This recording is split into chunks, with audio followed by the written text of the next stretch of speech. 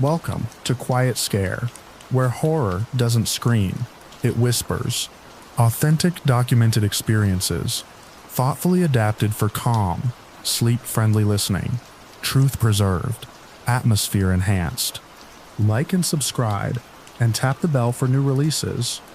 No more than 3 ads in the first 15 minutes, then it plays clean.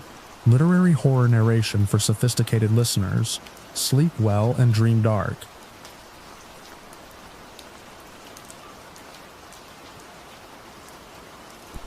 I didn't open the message right away because I already knew what the name would be.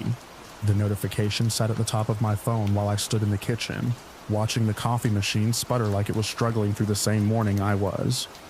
The sender's name was one I hadn't seen light up my screen in 8 months. I had memorized the date of the funeral, the shape of the dirt as it settled, the way everyone avoided looking directly at the casket. There was no version of reality where his account should still be active, let alone sending me anything. The phone buzzed again against the counter. Just once, enough to make me pick it up. It was a message request, not from our old thread. A new conversation. No profile picture, just his name spelled the same way he always insisted on, with the extra letter nobody else used. Inside was a string of numbers, geographic coordinates, no greeting, no explanation. I stood there long enough for the coffee to overflow and drip onto the burner. The smell turned bitter, metallic. I didn't move. I just stared at the numbers until they started to feel familiar in the way addresses do when you've seen them before but can't place where. I copied them into a Maps app without thinking. My thumb hovered before hitting enter, like I expected something to stop me. The location pinned instantly. It was the cemetery, not just any part of it. The exact section where we'd stood in the rain that day, shoes sinking into soft ground, listening to someone read words that didn't match who we'd been. I locked my phone and set it face down, like that would undo what I'd just seen. For a minute, I convinced myself it was some delayed message, some glitch from before everything happened. People say accounts linger, scheduled posts go out after someone's gone, systems don't care about death. But the coordinates weren't something he would have sent before, and he would have texted words, not numbers. The second message came an hour later, while I was cleaning the burnt coffee off the stovetop. This time it was a photo. I opened it before I could talk myself out of it.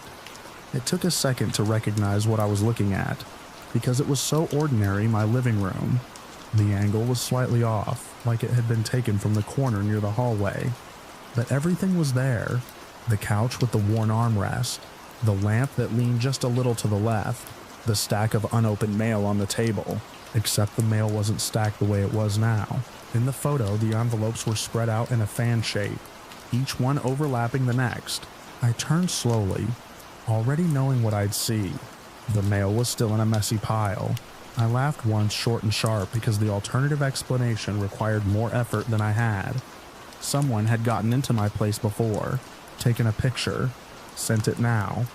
It was invasive, but it was explainable. I didn't notice the third message arrive, not until something fell behind me. The sound was small, just paper sliding against wood, but it cut through the quiet in a way that made my chest tighten. I turned back toward the table. The envelopes were no longer stacked. They were spread out exactly like the photo. I didn't remember moving them. I checked the doors first, then the windows. Everything was locked, nothing forced, no signs of anyone being inside except me. The phone buzzed again in my hand. Another photo. Same room, same angle. The only difference was the lamp. In the image it stood straight. I looked at the lamp. It was still leaning. For a second, nothing happened. Then slowly, almost politely, the base shifted. The tilt corrected itself until the lamp stood perfectly upright, like it had decided to cooperate. I stepped back so fast I hit the counter behind me. There wasn't any sound when it moved. No scrape, no friction, just the quiet adjustment of something deciding to be different. I didn't sleep that night, or the next. The messages kept coming, not constantly, not enough to feel like a flood, just spaced out enough that I'd start to think it had stopped before the next one arrived. Photos, mostly. My bedroom, with the closet door open, when I knew I'd closed it. The hallway, with the picture frame slightly crooked before it corrected itself behind me. The kitchen again. The chair pulled out from the table, then later pushed back in without me touching it. Each time, the change in the photo happened in my apartment minutes later, like something was following instructions I couldn't hear. By the third day, I stopped trying to rationalize it as a prank. There were too many details, things only he would have known. The fourth message wasn't a photo, it was another set of coordinates. I didn't need to check them this time. I already recognized the pattern, the cemetery again, but not the same spot. This one was a few rows over. I sat on the edge of my bed with the phone in my hand, trying to decide if going there would make anything better or worse. The apartment felt wrong now. Not dangerous. Exactly. Just observed. Like every object had a second version of itself somewhere else, waiting to be matched.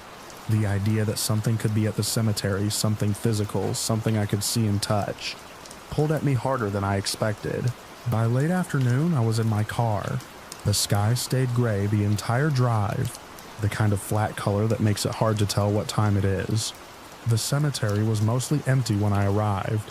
A few cars near the entrance, no one walking nearby. I followed the map until it guided me off the main path and into a quieter section. The grass was uneven here. The markers older, less maintained. I found his grave without needing help. The dirt had settled completely since the funeral. The headstone was simple. Name, dates, nothing else.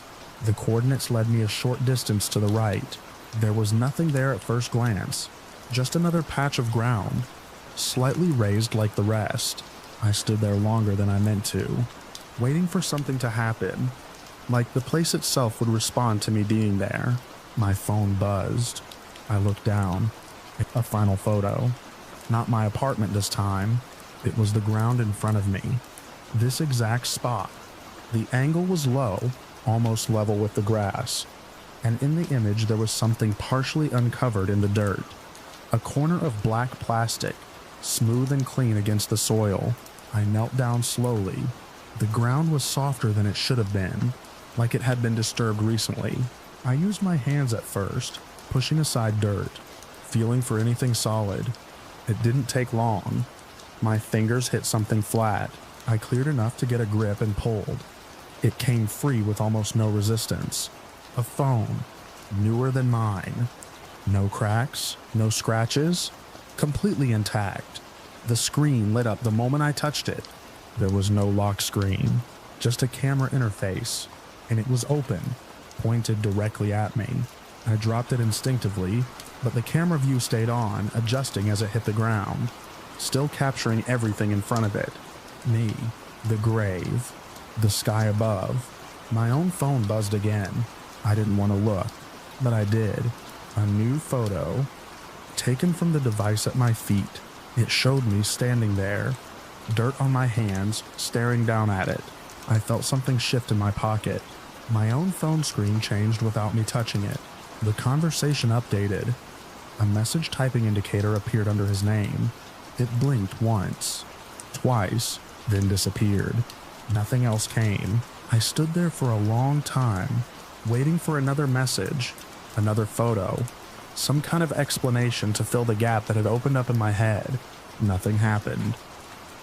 Eventually I picked up the phone from the ground. It was still recording, still pointed at me. I turned it off and slipped it into my jacket. Not because I knew what to do with it, but because leaving it there felt worse. When I got back to my apartment, everything inside was exactly where it should be. The mail was stacked again. The lamp leaned slightly to the left. The chair was tucked in. No new messages. I checked both phones. Mine stayed silent. The one from the ground powered on without issue. But there were no contacts, no apps beyond the camera, no history, just storage. Full. I didn't open the gallery that night. I left it on the counter, screen down, and sat in the living room until the sky outside went dark. At some point, I realized something that made it hard to breathe. Every photo I had received had been taken from inside my apartment, at angles that required someone to be standing there, watching, positioning things, waiting. And now there was a device in my home that had come from his grave, already full of images I hadn't taken, pointed at me like it knew where to look. I haven't checked what's on it yet. I keep thinking about the typing indicator, about how it started, then stopped, like something realized it didn't need to send messages anymore, because it had found a better way to see me.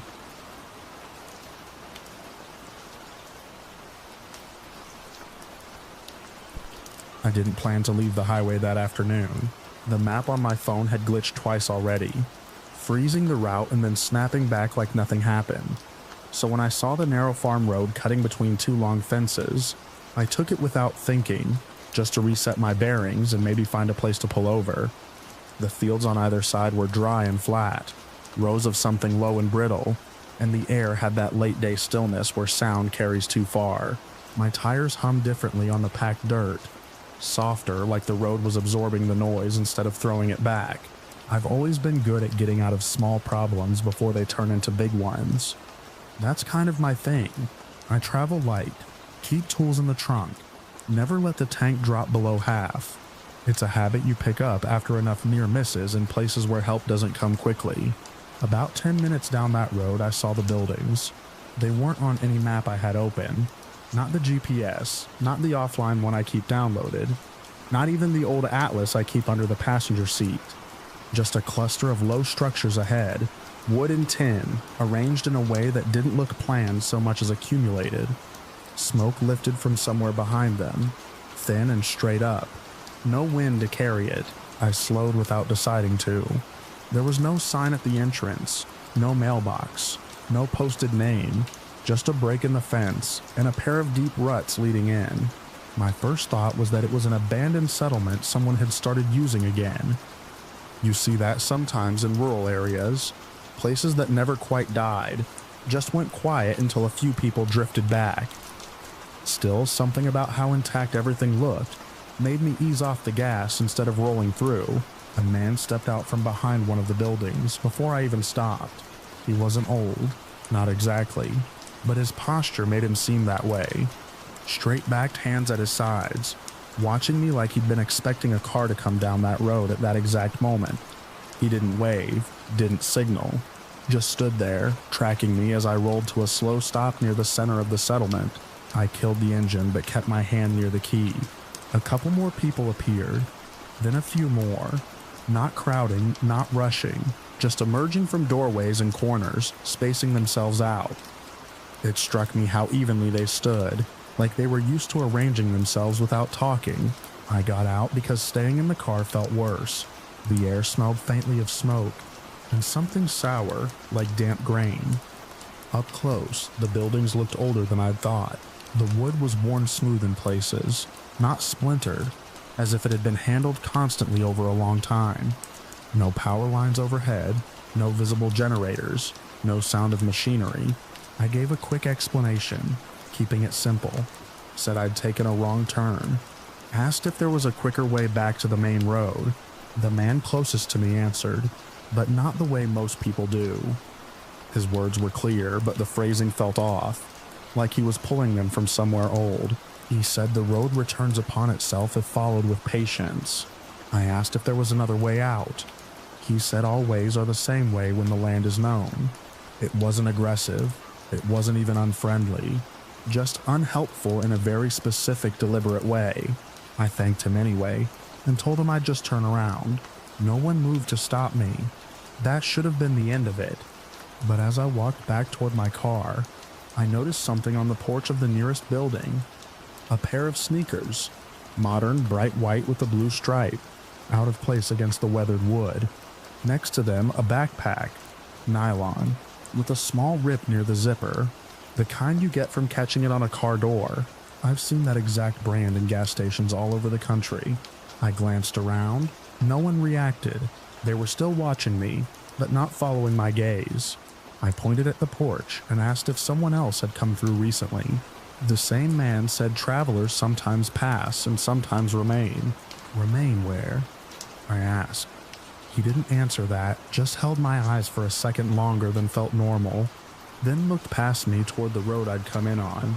I should have left right then. I know that, but curiosity is its own kind of trap.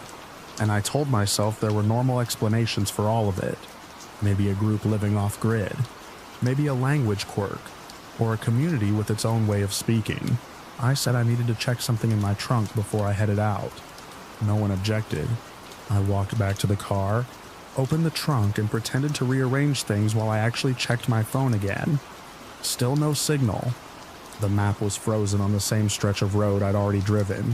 When I closed the trunk, another detail clicked into place. There were more items like the sneakers, a jacket draped over a fence post, newer than anything else around it, a metal water bottle sitting on a windowsill, a phone case on the ground near one of the doors, empty but unmistakably recent, not scattered randomly either. Placed but set where they could be seen without being acknowledged. I got back in the driver's seat and turned the key. The engine cranked once, then again, then died. I tried again. Same result. It had been running fine 5 minutes earlier. I popped the hood and stepped out, more out of reflex than expectation.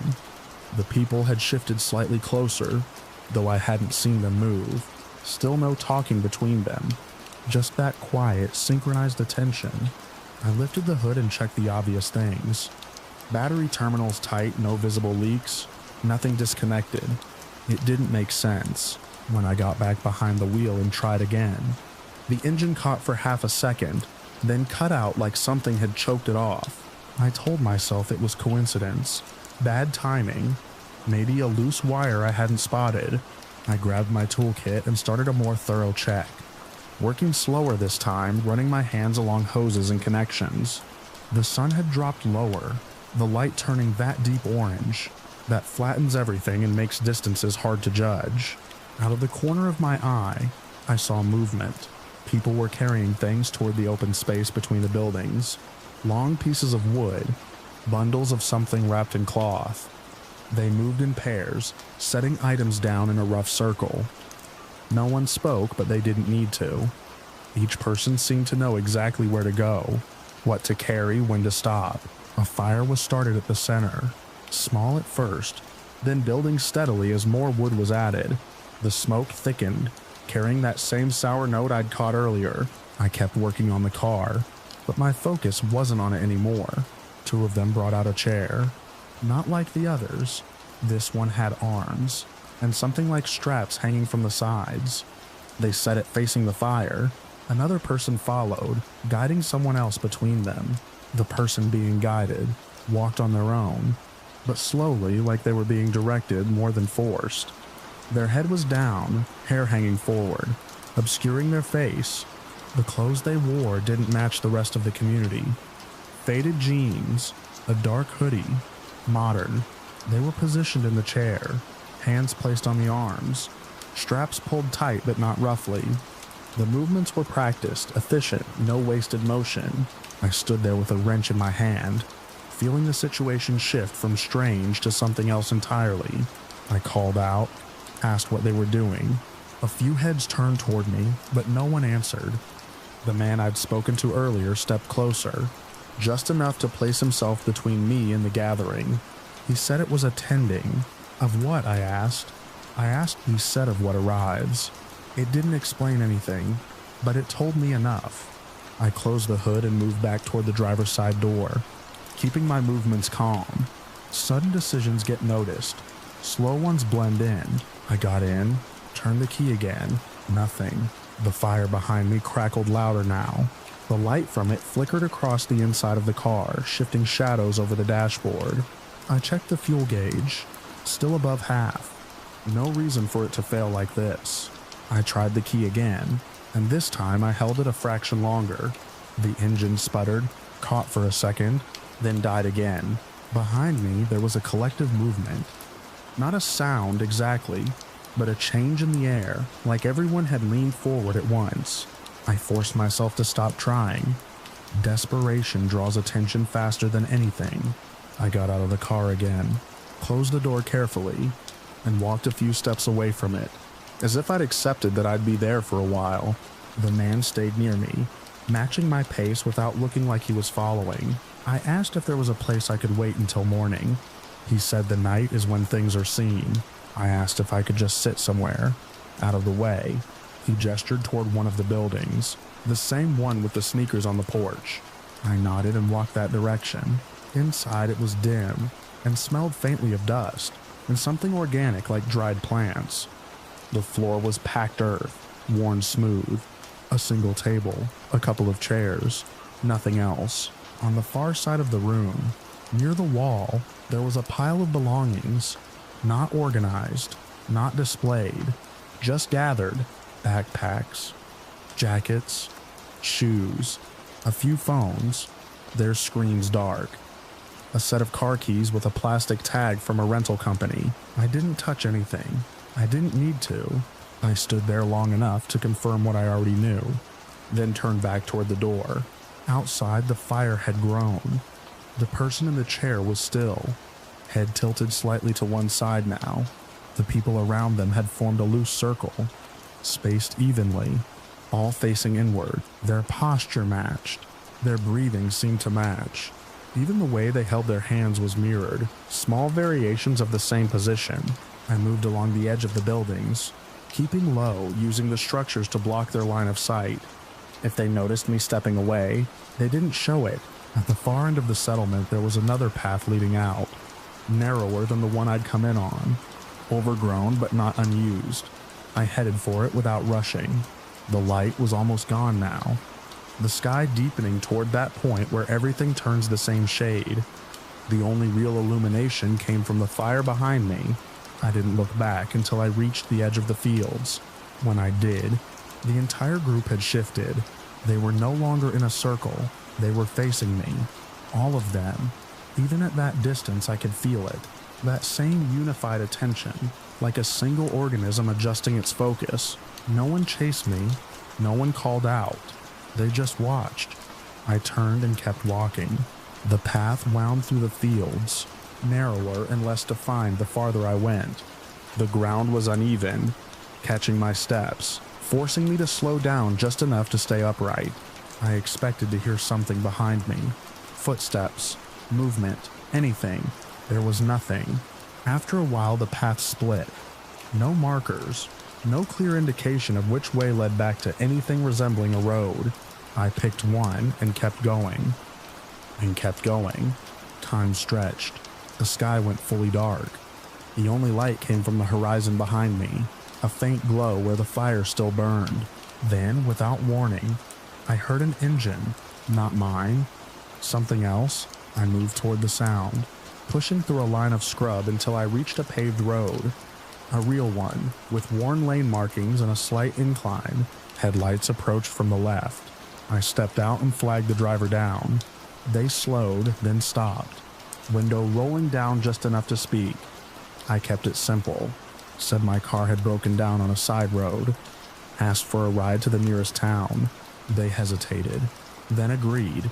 As I got into the passenger seat, I glanced back the way I'd come. The fields were just fields. No visible path, no buildings, no fire, just darkness. I gave the driver a general direction and we pulled away.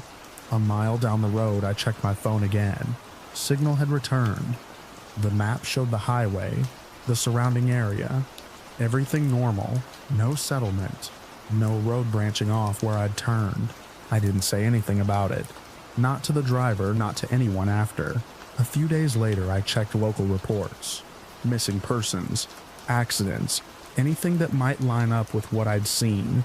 There were entries, names, dates, last known locations that clustered in a way that felt too close to be random. No mention of a settlement, no mention of a fire, no mention of anything like what I'd walked into.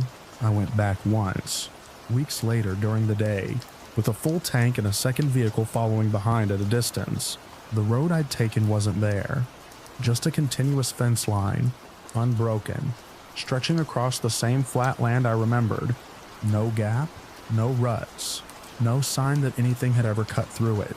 I drove that stretch 3 times, slow, then slower, then on foot.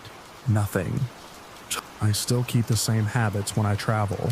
Full tank, tools in the trunk, maps downloaded, but I don't take side roads anymore. Not unless they're clearly marked. Not unless I can trace them end to end before I turn. because whatever that place was, it didn't feel hidden. It felt like it was waiting for someone to arrive at the right moment, under the right conditions, with just enough curiosity to step out of the car and look around. And I can't shake the sense that the only reason I got out was because something there allowed it, just once, as part of whatever pattern they were following that night. All of them moving and watching, and turning in perfect unison as I walked away into the dark.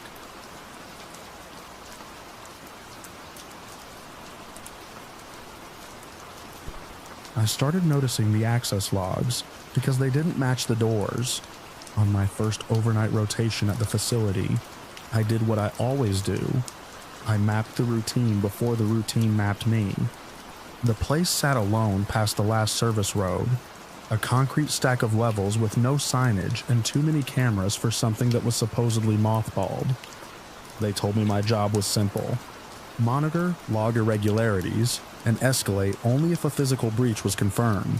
I'd worked industrial security long enough to know that simple usually meant we're not telling you everything. The doors were the first inconsistency.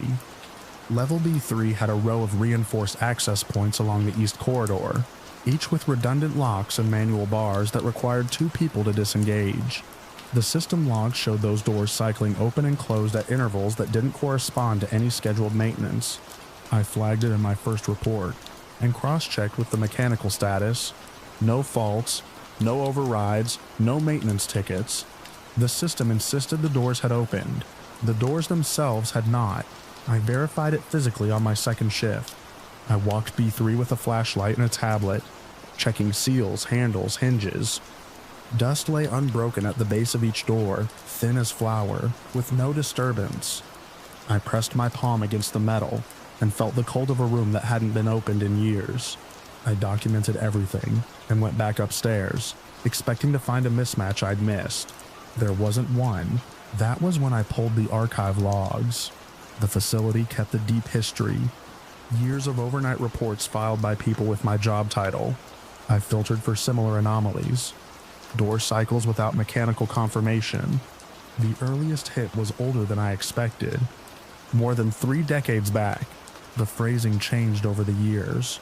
Different people, different handwriting styles scanned into the system, but the core was identical.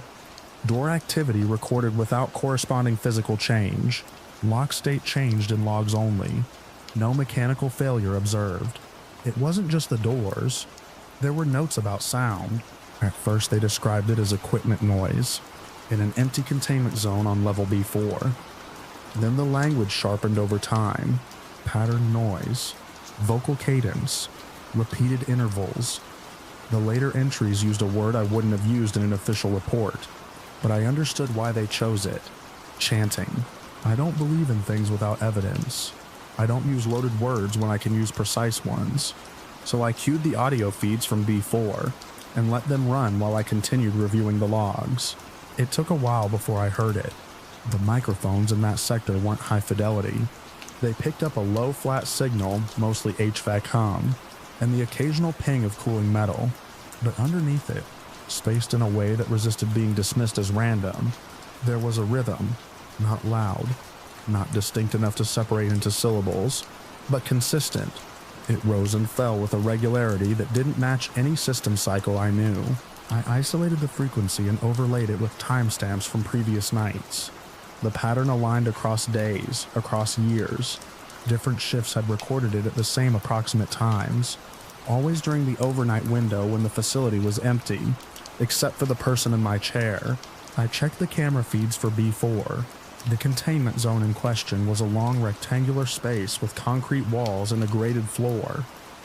It had been designed for something specific, something that required observation and control.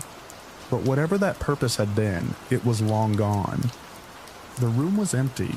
No equipment, no storage, no debris. Just a clean, bare volume. The camera image was stable. No movement. No shadows crossing the frame. If I watched it without knowing about the audio, I would have written it off as a dead space. But there was a note in the archive that caught my attention. It appeared in multiple reports, phrased slightly differently each time. Visual artifact present on feed, not visible on site. I scrolled back through recorded footage and slowed it down. At first I didn't see anything. Then I adjusted the contrast and brightness, exaggerating the low end. That was when it appeared. It wasn't a shape in the usual sense. It didn't occupy space the way an object does. It was more like a distortion in the image, a faint vertical smearing that shifted position between frames. If I looked directly at it, it seemed to thin out and disappear. If I let my eyes relax and focused on the edges of the screen, it became more apparent, like something you only notice in your peripheral vision. I marked its position and tracked it across time. It didn't move in a continuous path. It would appear near one wall, then in the center, then close to the camera, without any transition. The timestamps between appearances were irregular. The only consistent element was that it never showed up when I switched to the secondary camera, mounted at the opposite corner. I went down to B4. Protocol didn't require it. In fact, it discouraged unnecessary presence in non-operational zones. But I needed to verify whether the audio and visual anomalies had any physical counterpart. The elevator ride took longer than it should have, not in actual time, but in how it felt, the kind of drawn-out descent where you become aware of every vibration and every minor shift in the cable tension. When the doors opened, the corridor was exactly as it had been in the camera feed. Bare, clean, lit by overhead strips that hummed faintly. I walked to the containment zone and stood outside the door. The access panel showed a locked state. The manual bars were in place. I checked the seals. Everything matched what I had seen earlier. I didn't open it. Instead, I stood there and listened. The sound was clearer in person. Still low, still indistinct, but undeniably structured. It came through the door as a vibration more than a sound, a faint pulsing that you could feel in your jaw if you held still long enough. It wasn't loud. It didn't carry far. If I had been moving, I might have missed it entirely. I logged the observation and went back upstairs. That should have been the end of it for that shift. Monitor, record, escalate if necessary. But the longer I sat with the feeds, the more the patterns started to overlap. At 0213, the door logs for B3 showed another cycle. At 0214, the audio pattern in B4 shifted slightly, the intervals tightening. At 0215, the visual artifact appeared closer to the camera than it had before, occupying a larger portion of the frame. I pulled up the corresponding entries from the archives. There were nights where those same timestamps appeared together, noted by different people years apart. None of them had drawn a conclusion. They had just recorded the facts and moved on, until the last entry in the sequence. It was from a guard who had worked there about 10 years before me. His report was longer than most, less clinical. He described the same anomalies I was seeing, but his final note was different. Encountered obstruction in corridor. Visual not confirmed on camera. Withdrew from area. Recommending review of security protocols. There was no follow-up. The next report was from a different person weeks later, with no reference to the previous one. At 0220, the B3 door logs cycled again. I switched to the live camera feed for that corridor. The doors were still closed. The dust was still undisturbed, but the access panels were flashing, indicating an unlocked state. One by one, the manual bars shifted. They didn't swing open like a person would move them. They slid, slow and steady as if pulled by something with constant pressure. The metal made a low, drawn-out sound that carried even through the camera's limited audio. I felt my focus narrow. This was a physical breach. Protocol was clear. Confirm, secure, escalate. I grabbed my radio and started toward the elevator. By the time I reached B3, the corridor was open. The doors stood ajar at irregular angles, some barely cracked, others wide enough to see the dark interiors beyond. The dust on the floor was no longer undisturbed. It wasn't marked with footprints or tracks, but it had shifted in a way that suggested movement without a clear source. Thin lines curved across the surface, intersecting and overlapping. I kept my light low and moved slowly, checking each doorway from a distance. The rooms beyond were empty, just like the containment zone on B4. No equipment, no storage, nothing that could have triggered the locks from inside. The radio in my hand crackled once, then went quiet. I paused in the middle of the corridor and listened. At first there was nothing.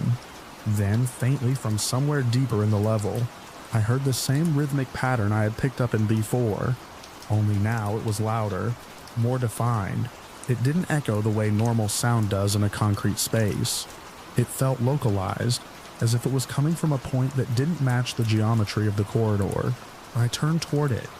Halfway down the hall, just beyond the reach of my light, there was a shape. It wasn't clear. It didn't resolve into a person or an object.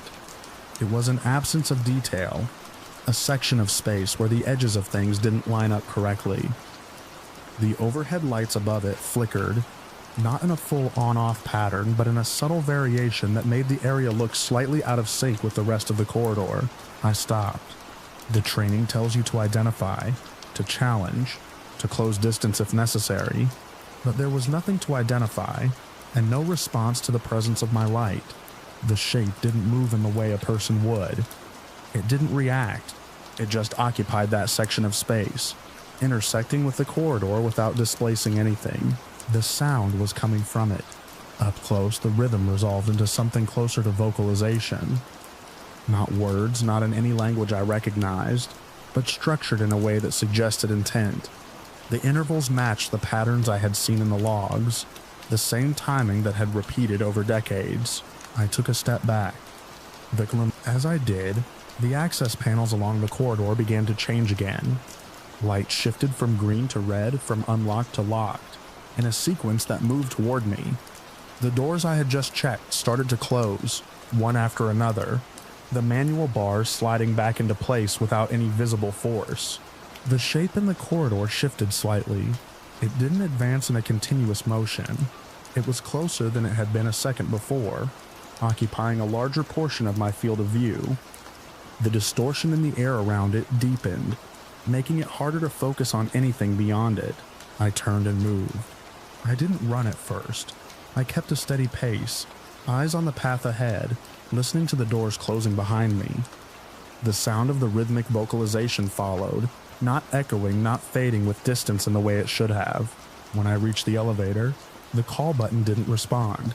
I pressed it again, harder, then checked the panel. No power failure, no fault indicator. The system simply didn't register the input. Behind me, the corridor had grown quieter. The door sounds had stopped. The vocalization had not. I took the stairs. The stairwell was narrow, concrete on all sides, with metal railings that vibrated slightly as I moved. The sound followed me there too, threading up through the levels without losing clarity. It didn't get louder or softer. It just remained constant, as if it existed independently of distance. By the time I reached the main floor, my breathing had gone shallow. I moved through the control room, grabbed my log tablet, and initiated the evacuation protocol. The system responded this time. Alarms triggered.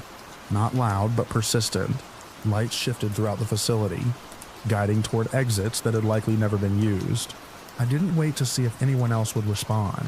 Outside, the air felt wrong in a way I couldn't quantify.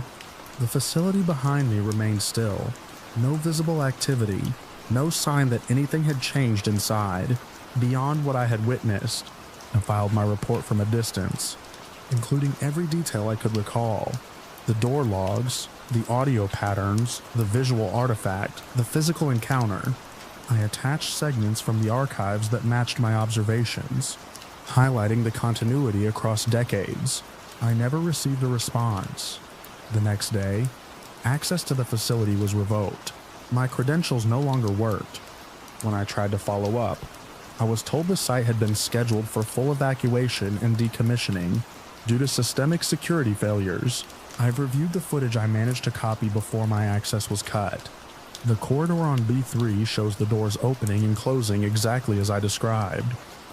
The dust patterns shift without any visible cause. The audio track carries the same rhythmic vocalization I heard in person, but the camera never shows the shape. Instead, in the frames where I remember seeing it, there is only a slight distortion, the same kind I had observed earlier in the containment zone on B4, a vertical smearing that appears and disappears between frames. never resolving into a defined form. The timestamps align with the archives. Different nights, different people. The same sequence repeating. Door logs without mechanical cause. Rhythmic sound in empty spaces. Visual anomalies that only appear on certain feeds. And occasionally a report that ends abruptly, followed by a gap in the record. I don't know what the facility was built for. I don't know what occupied those spaces before they were emptied. I only know that whatever it was, it didn't rely on the systems the way we assumed. We built barriers that could be bypassed without being broken. We trusted logs that recorded events without physical counterparts.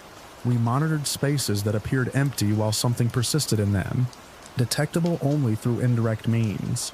The last frame I have from that night shows the B4 containment zone just before I left. The room is empty. The audio track carries the same pattern. And in the center of the frame, visible only when the image is adjusted, the distortion has widened enough to suggest a boundary, like the edge of something that doesn't register in direct view. It's closer to the camera than it had been before, and it's aligned with the door.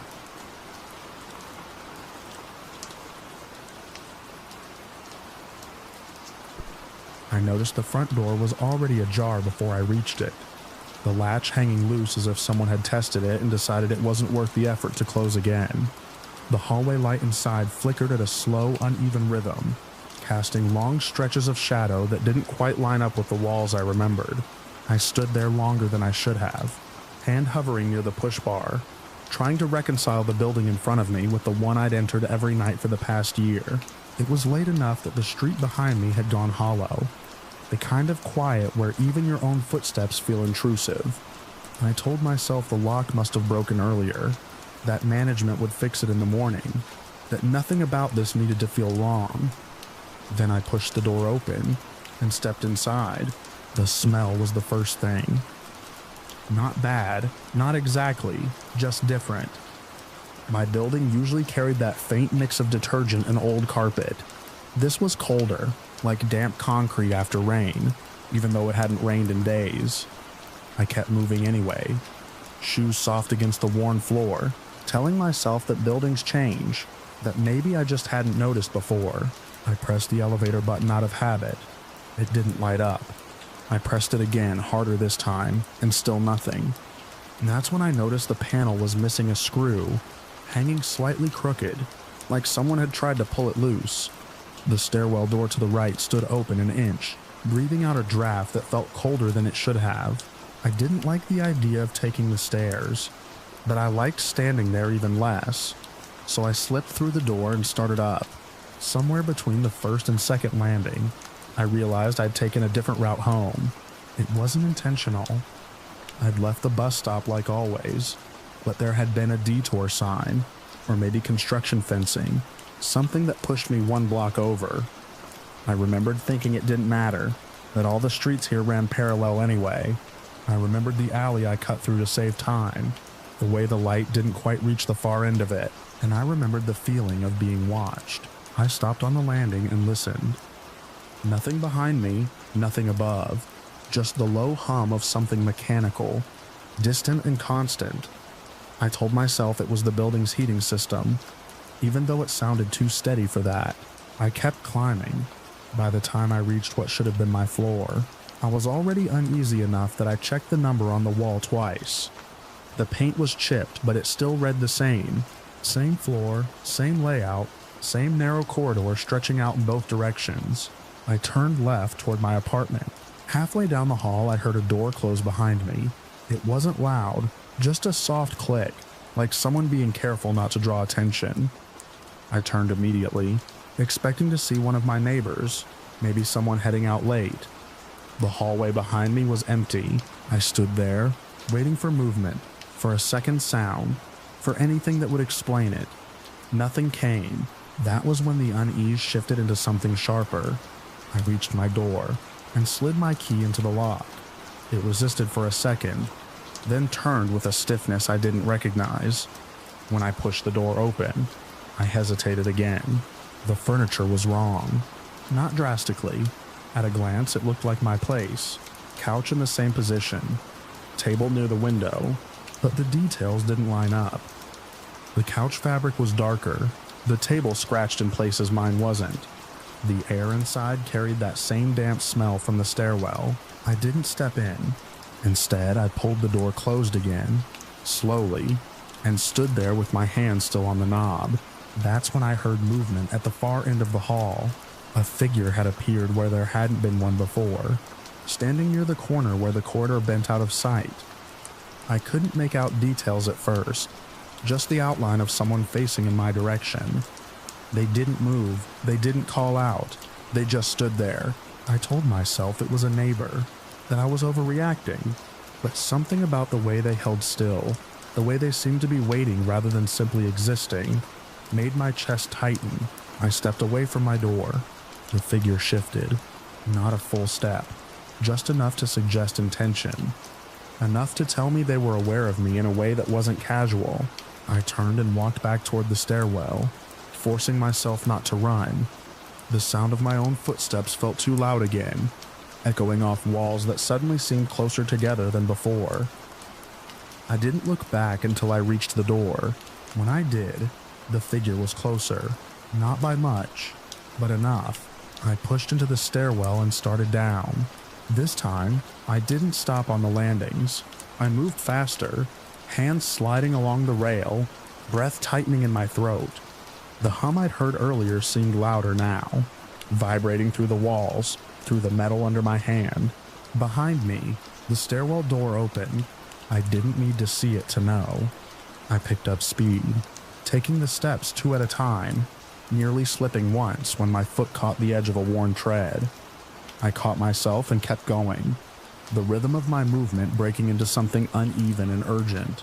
The door at the bottom burst open when I hit it, slamming against the wall.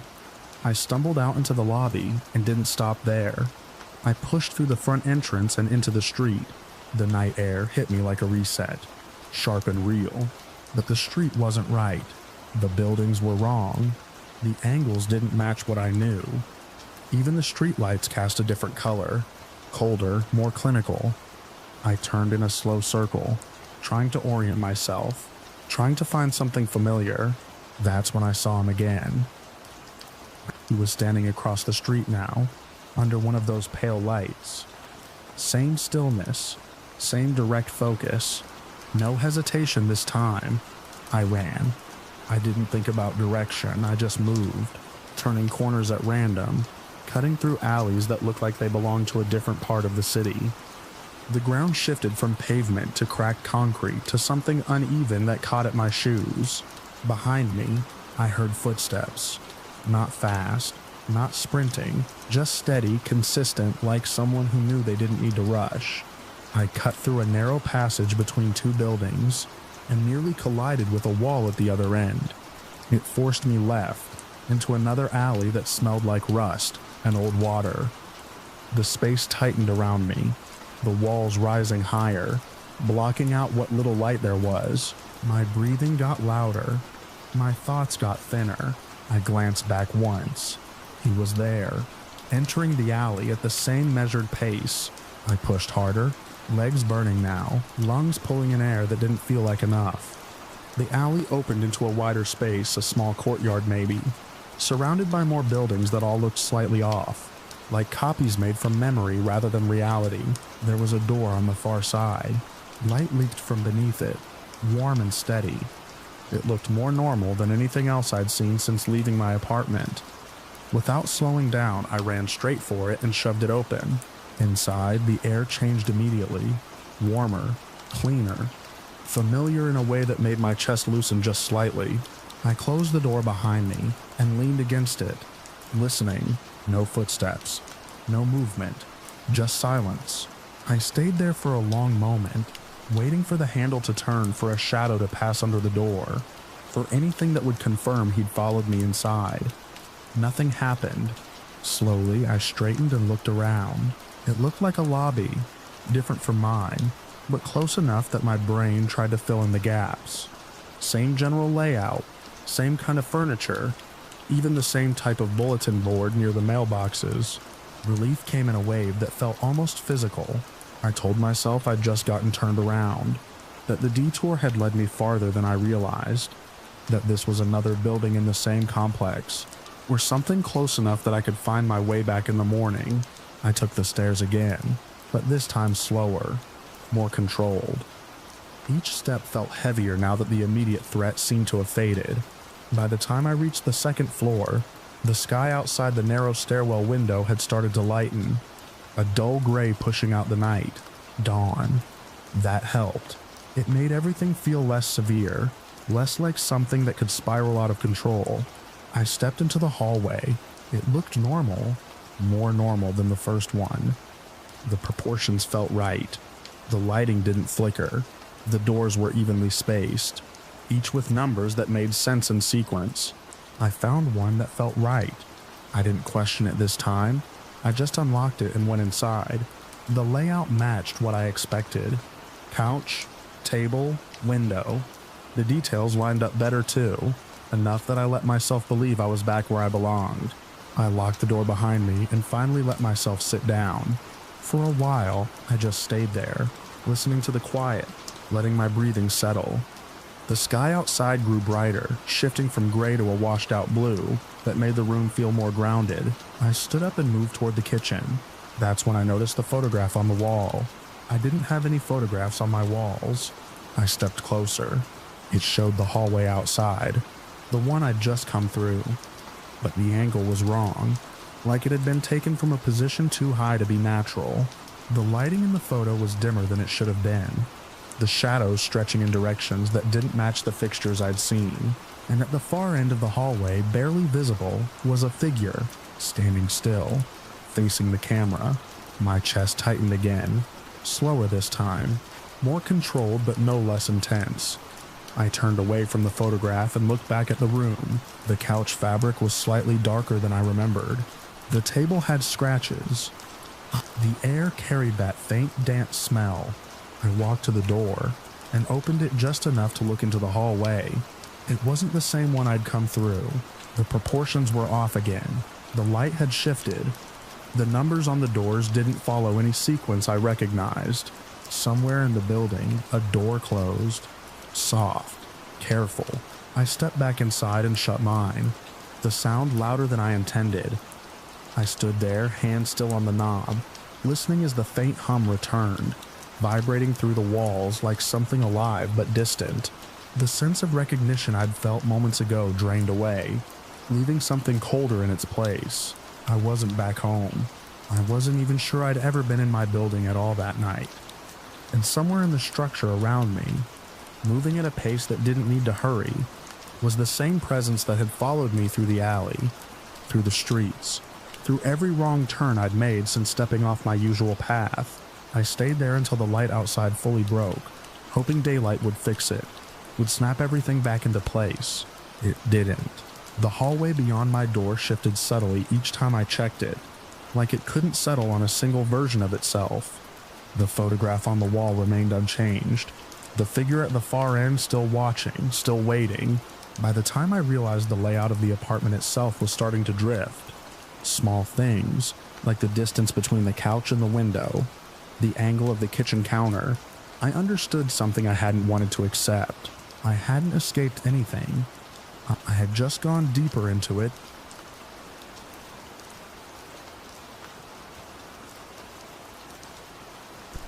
I noticed the first message at 6:12 a.m. while I was still in bed, staring at the ceiling and trying to convince myself to get up.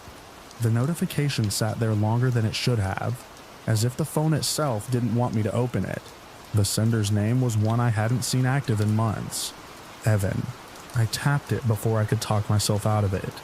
The screen loaded a single image, no text, just a photo. It was my kitchen. The angle was wrong though, slightly too high, tilted downward like it had been taken from someone taller than me standing near the fridge. The lighting matched exactly. Morning light through the blinds, the thin stripe pattern across the counter. Even the mug I'd left out last night was there, positioned just off center. Except in the photo, the mug was facing the opposite direction. I didn't move right away. I stared at the image, then at the doorway leading out of my bedroom. The apartment was quiet. No footsteps, no sound of anyone else breathing. I lived alone. Evan's account had been inactive since the funeral. I got up slowly and walked to the kitchen. The air felt normal, stale from sleep. The counter looked exactly as I remembered it, except for one thing, the mug. It was turned. The handle pointed left. I always left it facing right. I stood there for a long time, trying to reconstruct when I might have absent-mindedly moved it. There was no memory of it, no gap I could point to and say, "That's when it happened." I went back to my phone. The message had no caption, no timestamp beyond the standard, no sign of editing. I checked the account. Same profile picture, same old posts, nothing new, no indication that anyone else had taken control of it. Evan had been gone for 3 months. I told myself it was a glitch. A hacked account, maybe? Someone messing with me, though. I couldn't think of who would go that far or why. Then another message came in. This time I was watching the phone when it happened. The screen lit up in my hand. Same sender. Another image. My living room. I didn't need to look up to know something would be off, but I did anyway. The couch, the coffee table, the stack of mail I hadn't sorted through yet. It all looked ordinary. Then I looked back at the image. The stack of mail was spread out in the photo, fanned across the table like someone had gone through it carefully. In reality, it was still in a neat pile. My throat tightened. I walked over slowly and touched the stack. It felt undisturbed. I stood there staring at it, trying to decide whether to leave it as it was or test a pattern. I didn't have to decide. Behind me, there was a soft sound, paper shifting. I turned. The mail was no longer stacked. It lay spread across the table exactly like in the photo. I stepped back so quickly, I hit the edge of the couch. My hands were shaking now, not violently, but enough that I couldn't hold them steady. I grabbed the phone again. No new messages, just the 2 images. I called the number attached to the account. It rang once, then went to a disconnected tone. I tried again. Same result. For the rest of the day, I didn't leave the apartment. I moved through it slowly, checking corners, opening closets, looking for anything out of place. There were no signs of forced entry, no hidden devices that I could see, no explanation that made sense. By evening, I convinced myself it had to be some kind of elaborate prank. Someone with access. Someone who knew me well enough to recreate my space. Someone who had access to Evan's account. That thought sat heavier than the others. Evan and I had known each other since college. He was the only one who knew certain things about me. Small details. Habits I didn't think about. Things I never told anyone else. That night, I locked every door and window and left the lights on. The next message came just after midnight. No image this time. Just a string of numbers. Coordinates. I didn't recognize them immediately, but something about the format felt deliberate. I copied them into a map app. The location pinned instantly. The cemetery. Not just any section. The exact area where Evan had been buried. I sat there staring at the map. My chest tight, my mind running through possibilities I didn't want to entertain. There was no reason for anyone else to send me that location. No reason to tie all of this back to him, and I stopped that line of thinking before it could finish. The next morning, I contacted the local authorities. I kept it simple.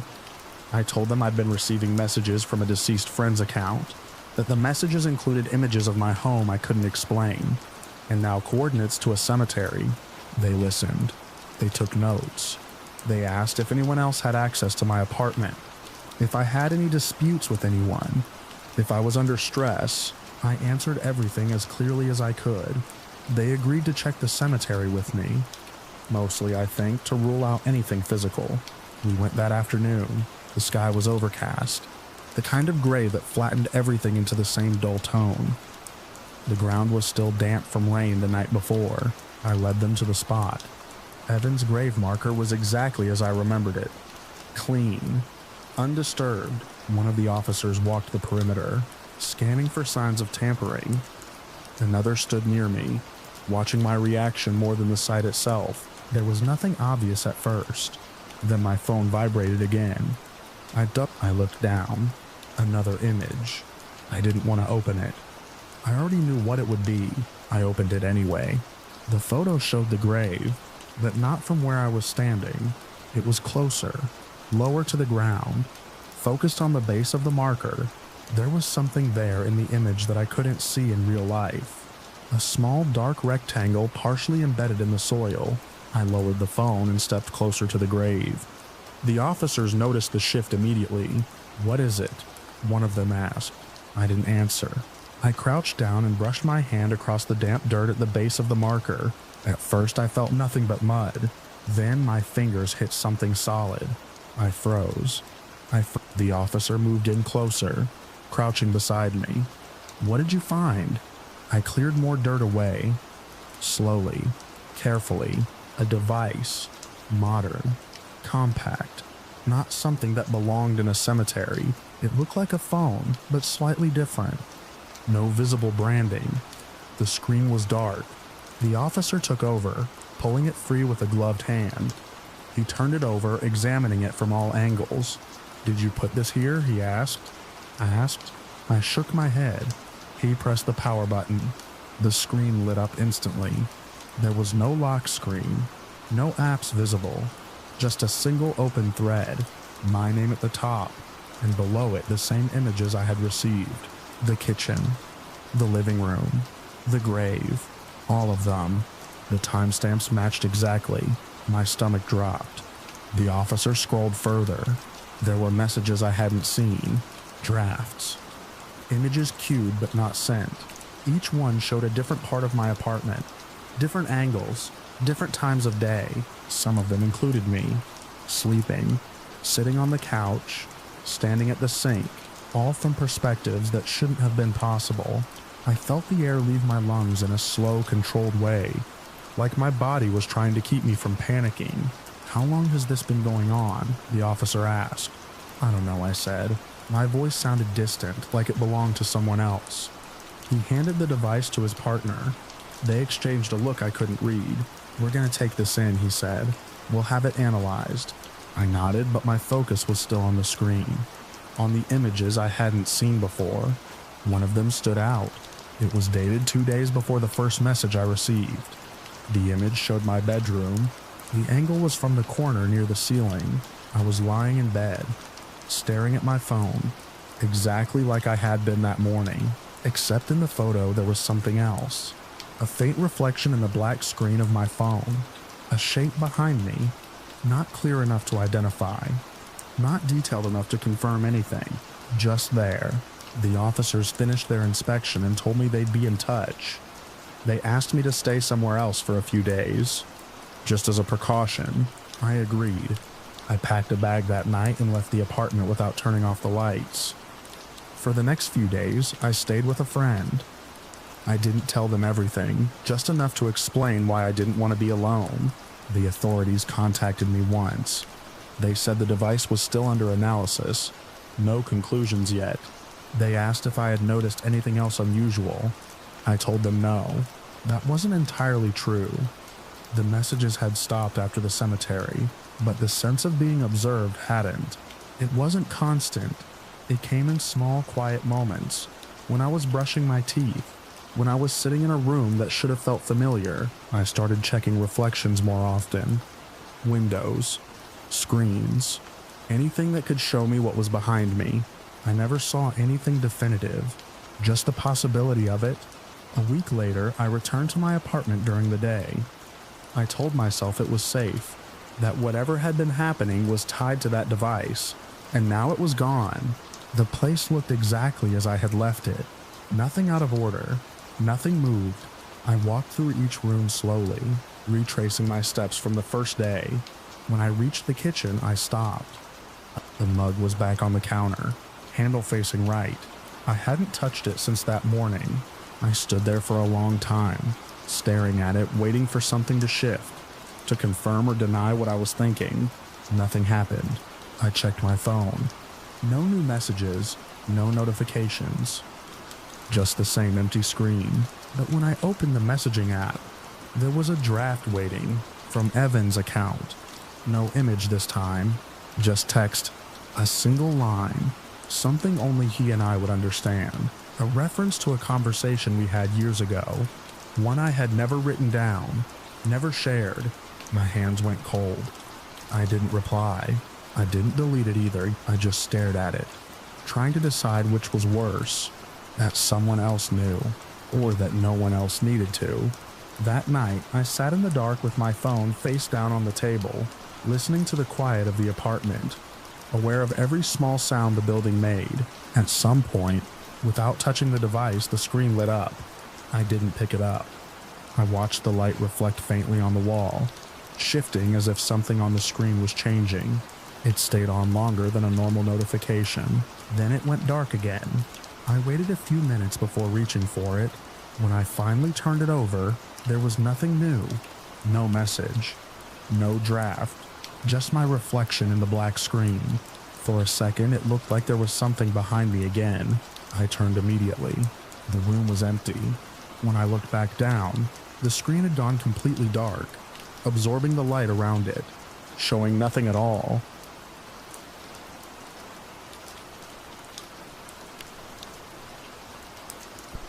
I first noticed the road because it shouldn't have been there. We had been following a narrow county route that cut through dry farmland, the kind that stretches flat and quiet for miles without interruption. My map app showed nothing but open acreage ahead, yet the asphalt bent off to the right in a clean, deliberate curve.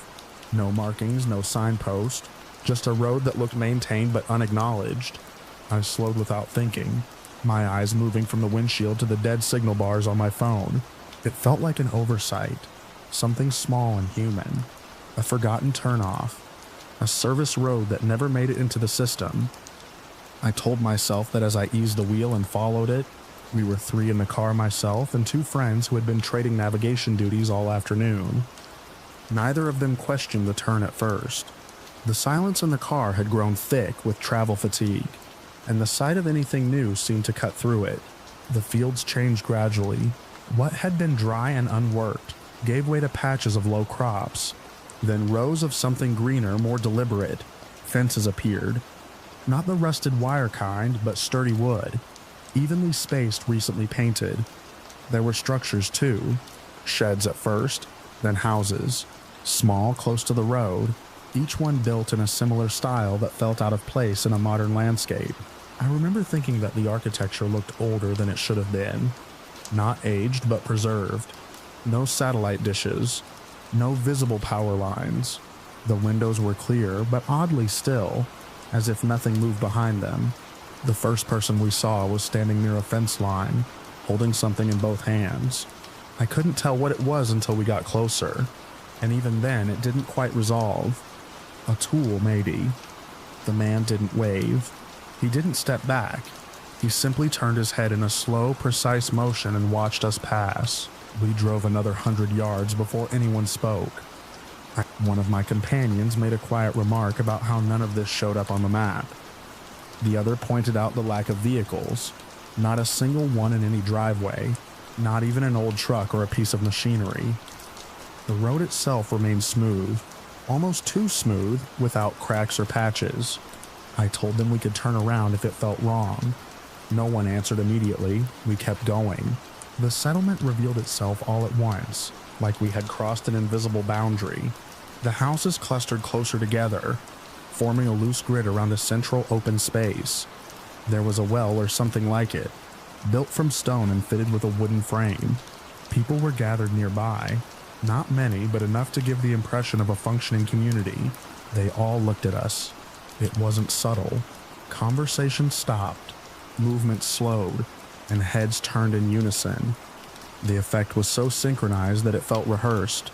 I eased the car to a stop near the edge of the open area, unsure whether continuing forward would be interpreted as intrusion.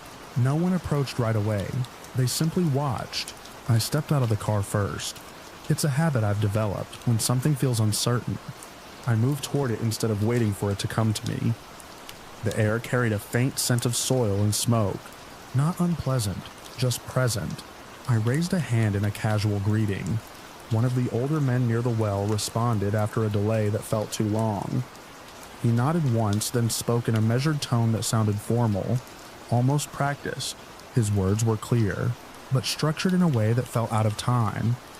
Not archaic exactly, but deliberate, as if each sentence had been arranged beforehand. He asked where we had come from, not in a curious way, but in a way that suggested he already knew we didn't belong.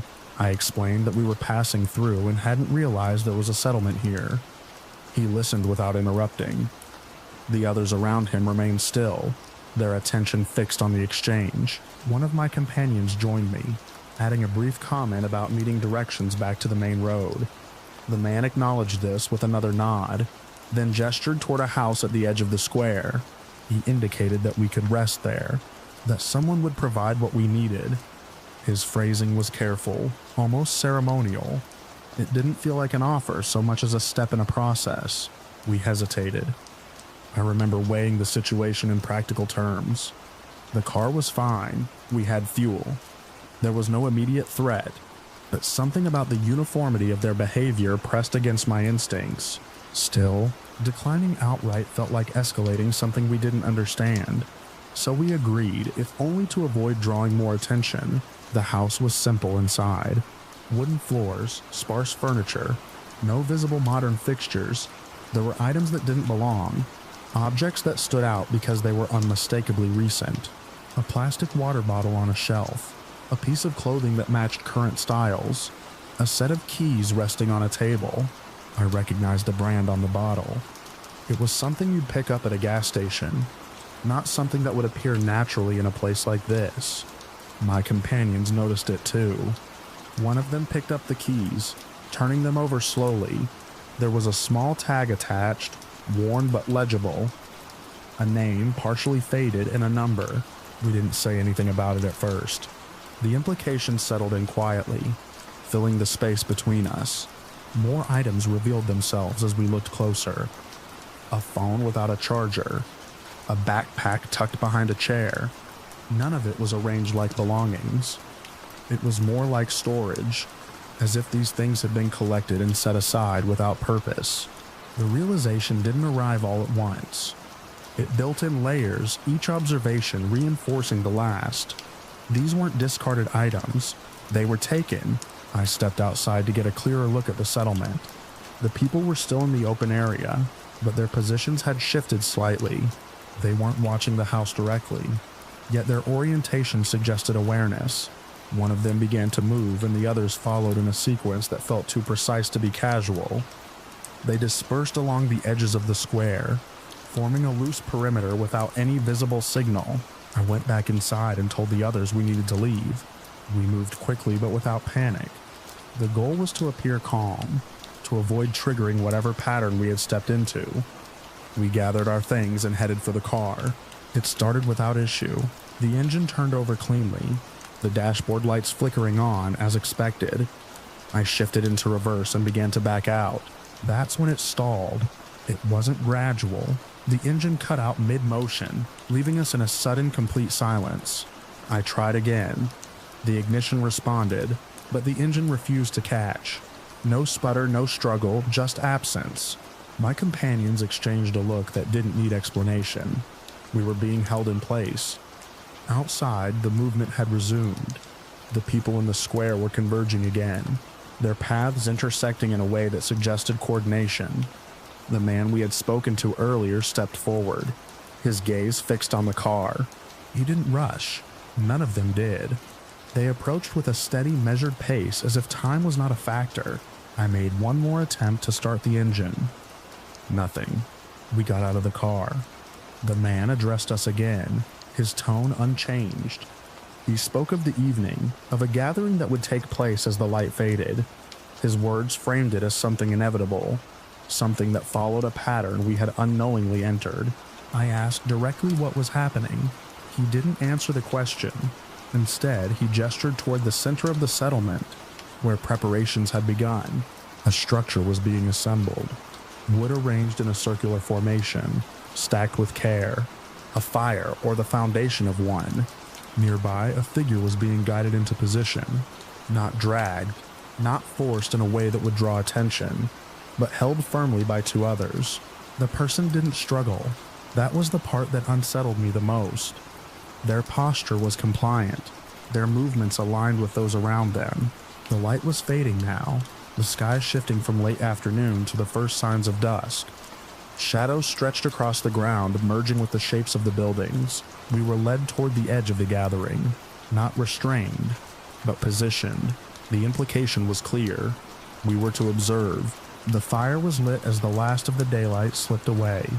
Flames rose steadily, casting a warm, uneven glow over the assembled group. Their faces reflected the light in a way that made their expressions harder to read. The figure at the center was secured in place, not with anything visible, but with the presence of those around them. The arrangement of bodies created a boundary that felt more effective than any physical restraint. The man began to speak again, his voice carrying over the crackle of the fire. The words were structured, rhythmic, almost like a recitation.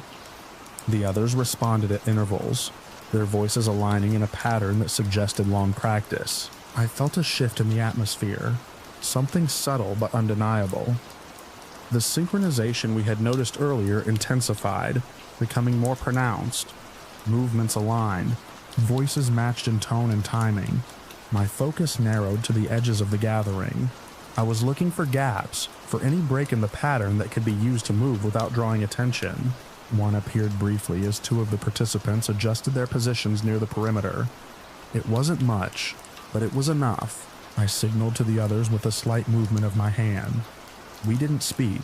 We didn't need to. We moved. The key was to match their pace at first, to blend into the rhythm of the group. Then as the gap widened, we shifted direction, stepping out of the formation and into the darker space between the buildings. No one called out, no one broke from the pattern to follow. The ritual continued, uninterrupted. We reached the car and tried the engine again. This time it responded. The ignition caught, the engine turning over with a low, steady hum. I didn't question it. I put the car in gear and drove. The road out of the settlement was the same one we had entered, but it felt different now. The houses receded into the darkness, their windows reflecting the diminishing firelight. The fields returned, the fences, the open land. We didn't speak until the main road reappeared, marked clearly on the map, as if it had always been there. I checked the mirrors once, just to be sure. There was nothing behind us but empty road and the faint outline of farmland. We drove for another hour before stopping. When we did, I looked at the items we had seen in that house, the ones that didn't belong. I thought about the way they had been arranged, not discarded, but kept, and I realized that if the engine hadn't started when it did, our things would have been added to that collection, placed on a shelf in a room that looked untouched by time, waiting for the next group to notice them and understand too late what they meant.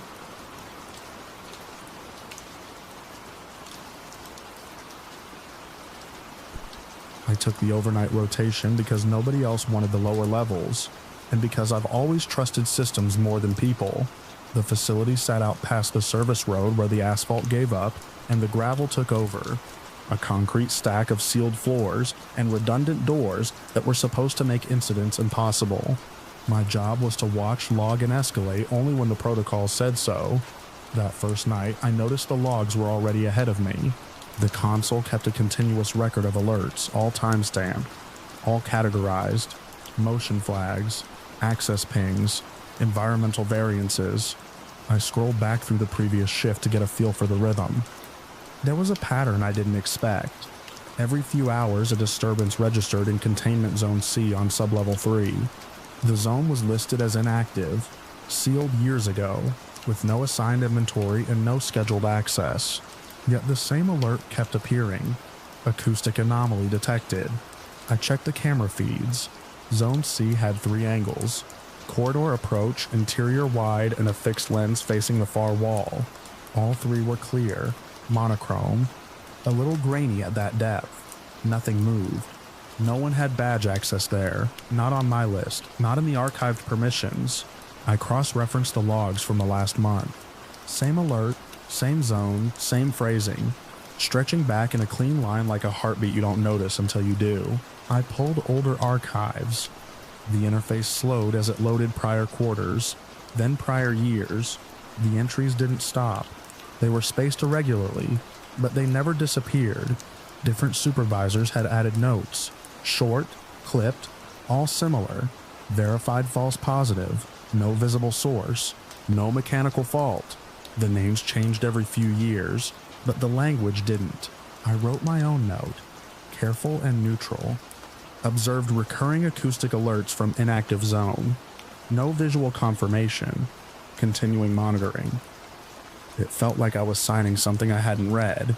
Around midnight, the facility settled into that particular quiet that only happens when machines are doing exactly what they're supposed to.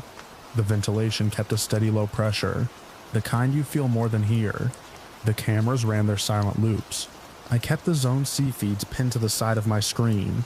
The first time I heard it, I thought it was bleed through from another channel.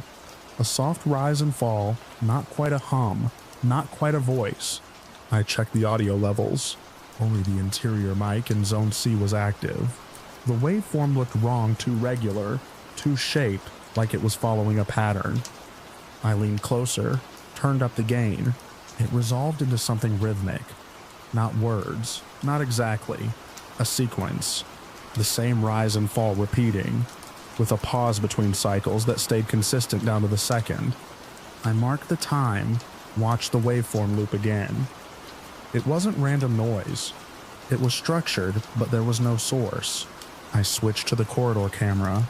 Empty. The access panel showed green across the board. No doors had cycled.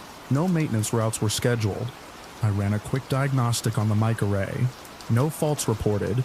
The system insisted everything was functioning within parameters. The next alert came through while I was still listening. Acoustic anomaly detected. The timestamp aligned with the peak of the waveform I was watching.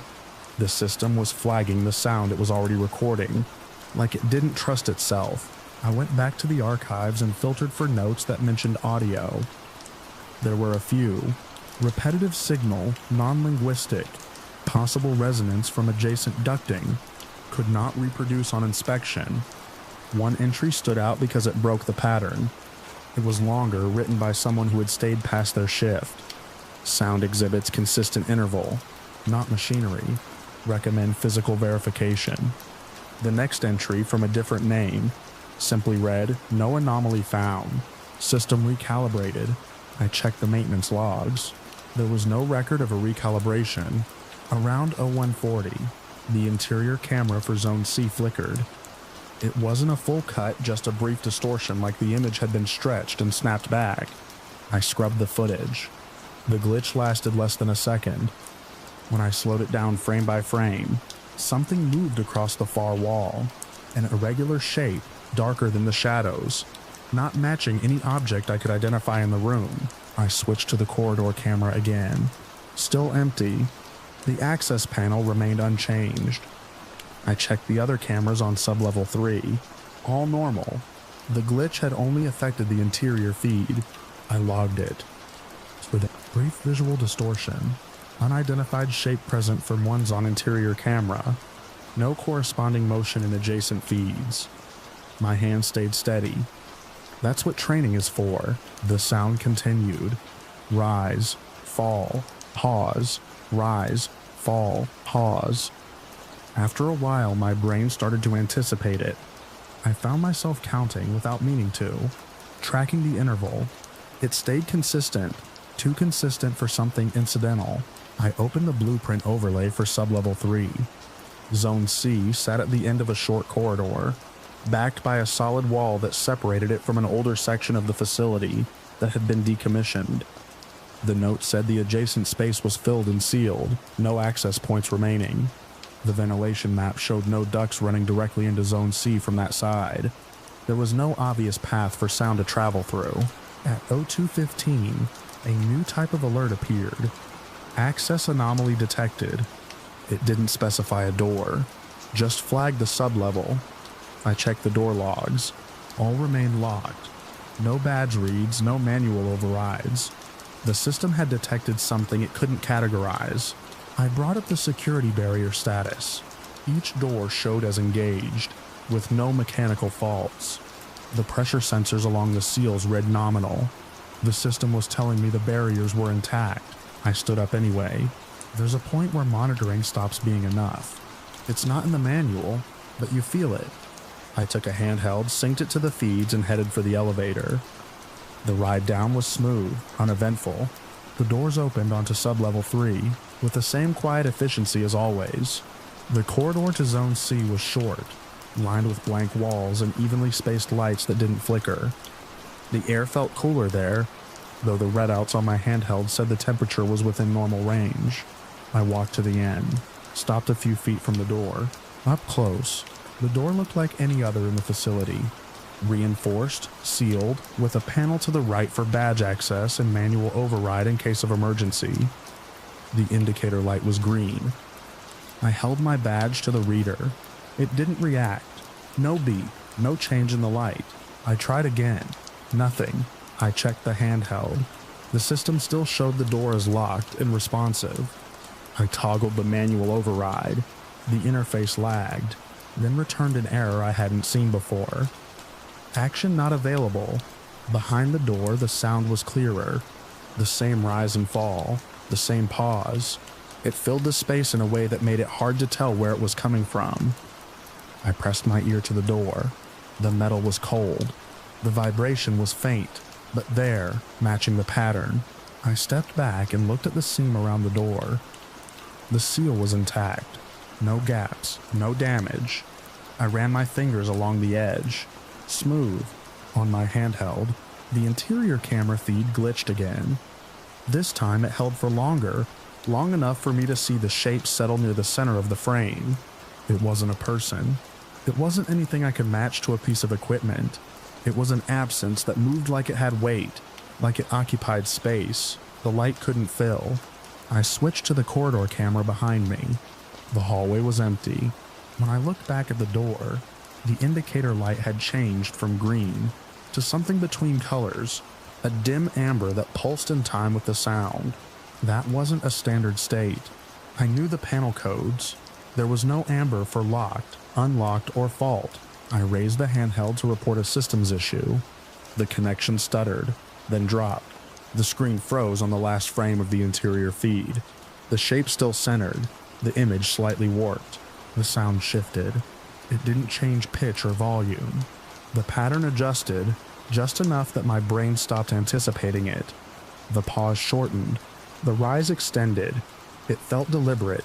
I took a step back from the door. The air pressure in the corridor changed.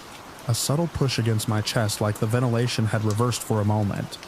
The lights above me dimmed, then returned to normal. Something touched the other side of the door. I didn't see it. I felt it through the metal, a contact that traveled into the frame and into the floor. The vibration matched the pattern, but it was stronger now, more defined.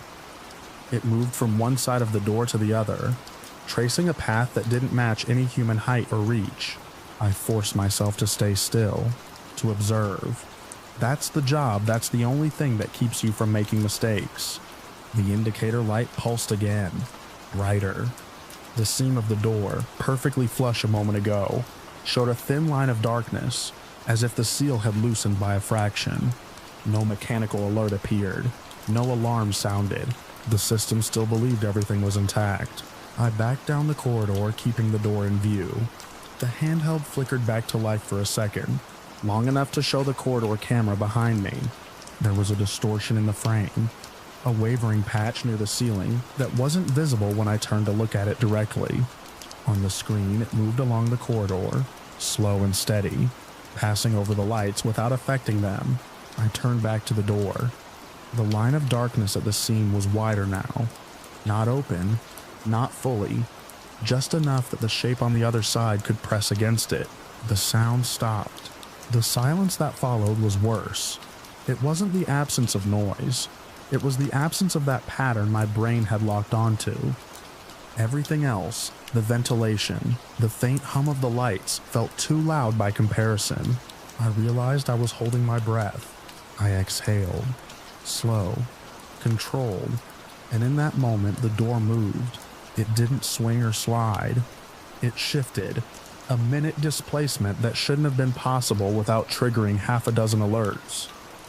The seam widened by another fraction, and from that thin line, something darker than the darkness behind it pushed forward, not crossing the threshold, just meeting it.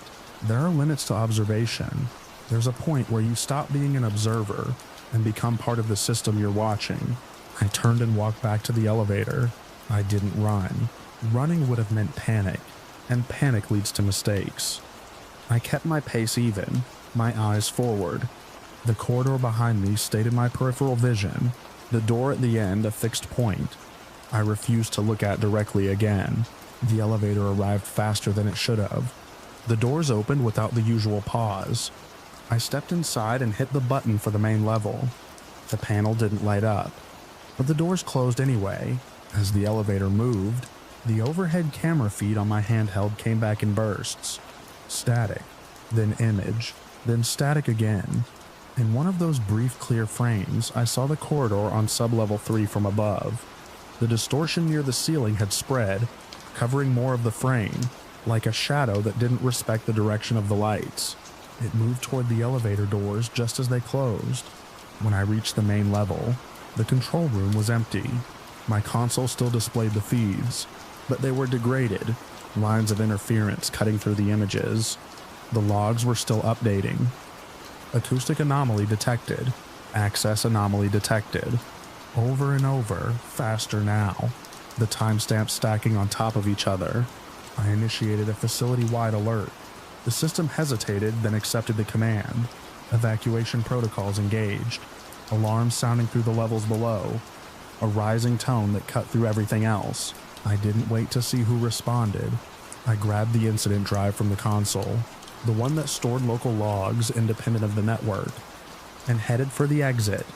The doors along the way opened and closed as they should, but the timing felt off, like they were reacting to something just ahead of me, rather than to my badge.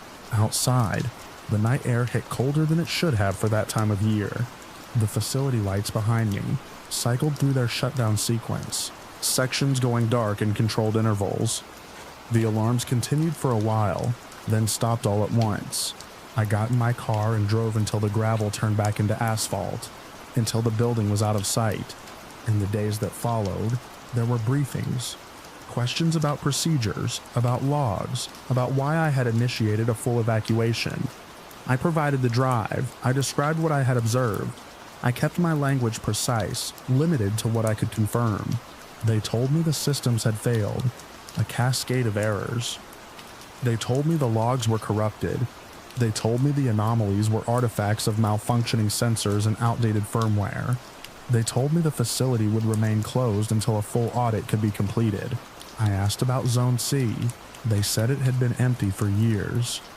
I asked about the archived logs, the recurring entries, the notes from previous staff. They said those records were incomplete, that historical data often contains inconsistencies. I didn't argue.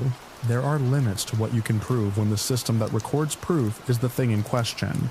I kept one copy of the footage on a personal device, just a few clips from the handheld before the connection dropped completely. The interior camera glitch, the corridor distortion. The moment the indicator light shifted to that impossible amber, when I play it back, the shape on the interior feed doesn't always appear. Sometimes it's just the empty room, the same blank walls, the same fixed camera. Other times there's a suggestion of movement, a darker patch that doesn't align with any object. The audio is consistent. Rise, fall, pause. Rise, fall, pause. It hasn't changed. Last night I noticed something I hadn't before. At the very end of one of the clips, just as the feed cuts to static, the pattern breaks. The pause shortens, the rise extends, the sequence adjusts in a way that feels like a response. I checked the timestamp. It matched the moment I turned away from the door. The system had been recording more than I thought. I don't work nights anymore. I avoid facilities like that, places where everything is sealed and controlled and monitored. But sometimes, when the house is quiet and the air settles into that same steady pressure, I hear it again, faint, structured, just at the edge of perception, as if it's coming through something that was never meant to carry sound.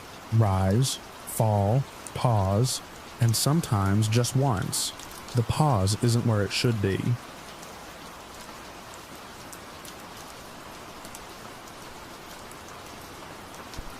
I shouldn't have recognized the jacket.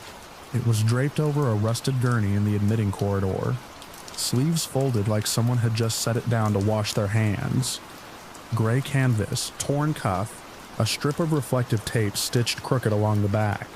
I knew it because I'd filmed Mark wearing it 2 weeks earlier, when we crawled through a drainage culvert on the east side of the city. He'd joked about the tape making him visible to ghosts. I remember that clearly because I cut the line into the final edit. Mark was standing behind me now, flashlight angled low, breathing steady. The jacket was 10 feet in front of us, inside a building that had been sealed for years. We had come in at dusk through a service entrance we'd found on an old facilities map. The place used to be a long-term care hospital before it shut down after some funding collapse. That was the official story. The unofficial ones were why we picked it.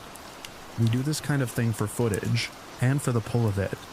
Empty places that still feel occupied. The corridor smelled like damp paper and old cleaner. The floors were a mosaic of cracked tiles, the pattern repeating down a long hall that ended in a set of double doors chained from the other side. Our lights picked up dust drifting in the air like fine snow. No one spoke when I stepped closer to the gurney. I didn't want to give the moment a shape. I just reached out and pinched the sleeve between my fingers. It was cold and dry. There was a small burn mark near the pocket that I remembered too.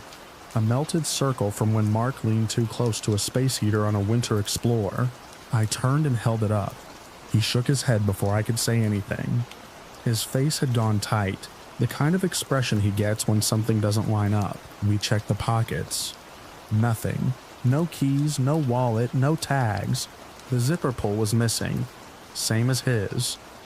I felt a slow, practical irritation push up through the unease. It had to be a match, not the same item. That was the only way it made sense. We set it back down and kept moving. There were 4 of us. Me, Mark, Jess, and Lila. We'd split up before, but not here, not yet. The main floor was a loop of wards and offices, each room stripped in a different way. Some had bare beds bolted to the floor. Others were emptied down to the studs. In one office, we found a desk with a stack of intake forms dated a year after the place supposedly closed. The ink was dark, not faded. The names were typed, but the signatures were all different hands. Jess filmed while I flipped through them. The dates were recent enough to feel wrong. I tried to rationalize it. Maybe someone had used the space unofficially. A clinic that never filed paperwork. It would explain the forms. It didn't explain the jacket. We found more things like that. A plastic bin of personal items in a storage room, each sealed in a bag with a name and a date. A pair of shoes that still had dirt on the soles, as if someone had taken them off mid-step. A phone charger plugged into a wall outlet that didn't have power. It felt less like a place that had been abandoned, and more like a place that had been paused. The sound started while we were in a stairwell that led down to the lower levels. We heard it through the concrete first. A faint, hollow rhythm that didn't belong to any of us. It was too regular to be random, too soft to be machinery. It sounded like someone moving furniture slowly across a floor. We stopped and listened. The sound came from below. The door at the bottom of the stairs was secured with a heavy bar across the handle. The bar was rusted in place, the brackets bolted into the wall. There was no gap, no way to open it from our side without tools we didn't have. The sound continued on the other side. A scrape, a pause, another scrape. Jess lifted her camera and angled it toward the door. Mark leaned in and put his ear against the metal. I watched his shoulders tighten. He stepped back and shook his head again, smaller this time, like he didn't trust his own reaction. We didn't force it. That wasn't our style. If something is sealed, you leave it sealed. We turned away and took a different stairwell. The second one led to a basement that shouldn't have been as large as it was. The building's footprint above ground didn't match the space we found below. The ceiling was low, the walls unfinished concrete, and the air had that still, heavy quality you get in places without ventilation. Our lights didn't reach the far edges cleanly. The beams seemed to get absorbed. We moved in a line, close enough to see each other's shoulders. I kept the map open on my phone, even though it had already stopped matching what we were seeing. Corridors branched at angles that weren't on any plan. Doors appeared where there should have been solid walls. We marked our path with chalk on the concrete, arrows pointing back toward the stairs. It's a habit we picked up after getting turned around in a factory years ago. It usually works. It didn't work here. The first time we noticed it was when one of our arrows pointed the wrong way. I was at the front scanning for the next turn when I saw the mark on the wall ahead. It was ours. Same chalk, same hand, but the arrow pointed deeper into the basement, not back toward the stairs. I went cold in a way that felt physical, like a drop in temperature under my skin. I checked the last few turns in my head, retracing our path. There was no way we doubled back without noticing. We hadn't crossed our own trail. I walked up to the mark and touched it. The chalk smudged under my fingers. Fresh. Mark said something behind me, low and controlled. He wanted to stick together, no more branching. Jess kept filming, but I could hear the shift in her breathing. Lila moved closer, her light overlapping mine so the shadows didn't have room to move. We chose a direction and kept going. The sounds followed us down there, not constant but present. A soft dragging at first, then something lighter, like steps that didn't quite land. Once we heard a knock from behind a wall that had no door. It was a single solid impact, then nothing. We tested one of the doors we found. It opened into a narrow room lined with shelves. On the shelves were more bags like the ones upstairs, each labeled, each sealed.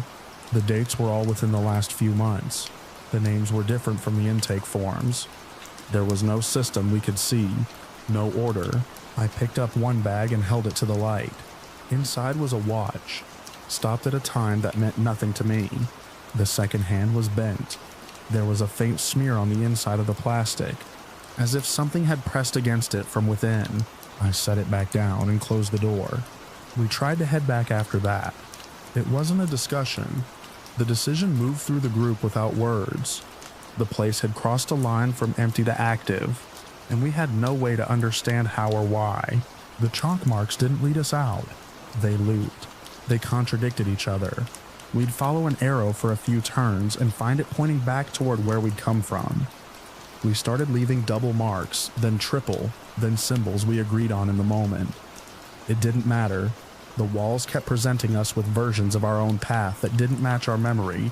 At one point, we found a stretch of corridor where the marks were layered on top of each other. Dozens of them. All ours, all slightly different, as if we had passed through the same place over and over again, each time making a new decision that didn't hold. That was when the environment began to feel responsive. It's hard to describe without making it sound like more than it was. There were no moving walls, no visible shifts. It was subtler. We would choose a direction, and the sounds would reposition ahead of us, just out of reach. We would hesitate, and something would happen behind us. A faint impact, a brush of air that didn't match any movement we made. The sense was that our choices were being met with adjustments, as if the space was calibrating itself around us. Mark took the lead then. He has a way of cutting through uncertainty by imposing a plan. He picked a wall and said we'd follow it, keeping it on our right, no deviations. It's a basic method for navigating mazes. It assumes the structure is consistent. We followed the wall. It led us through a series of turns that felt too regular, like a pattern repeating. The concrete texture changed under our lights, smoother in some places, rougher in others, as if sections had been poured at different times. We passed doors that were identical down to the scuffs on the handles. We passed a junction where 3 corridors met, all with the same dimensions, the same marks on the floor. The sound stopped. The silence that replaced them was worse. It wasn't just the absence of noise. It was a pressure, a held breath that extended beyond us. I became aware of my own movements in a way that felt exposed. The scrape of my boot, the shift of my jacket, the small click of my flashlight switch. Each one seemed too loud. We came to a door that was different. It was metal, heavy, with a small rectangular window set at eye level. The glass was wired, the kind used in institutional settings. The handle was clean, free of rust. as if it had been used recently. There was no chalk mark on the wall beside it. I stepped closer and looked through the window. The room on the other side was lit, not brightly, but enough to see shapes. There were tables arranged in rows, each with a chair. On the tables were objects, personal items like the ones we'd found in the bags, watches, wallets, keys, small things that anchor a person to a place. They were laid out in a way that felt deliberate, not stored but displayed. At the far end of the room there was a counter. Behind it, a wall with a series of hooks. On the hooks hung clothing, gray canvas, reflective tape. I didn't see anyone. I didn't see movement. But I had the distinct sense of being observed from within that room, as if there were a point of focus that I couldn't locate. I stepped back. Mark moved in and looked. He didn't stay as long as I did. He pulled away quickly and rubbed his face, a gesture I'd seen him use when he needed to reset. We didn't open the door. We turned and continued along the wall. The next corridor felt narrower. The ceiling dipped, the air changed, a faint current moving against us as if from a distant source. I realized after a moment that we were hearing something again, but not from ahead or behind. It was above us, a soft, irregular tapping like someone walking across a floor that should have been sealed. We stopped. The tapping shifted position, tracking our halt. It moved to a point directly overhead, and then ceased. No one suggested going back. That option had already been tried in different forms. The only way was forward. We moved faster. The corridors began to straighten, the turns less frequent. The wall on our right became continuous, unbroken by doors. The floor sloped upward slightly, a detail that brought a surge of relief. Up meant closer to an exit, or at least a change. The chalk marks started to make sense again.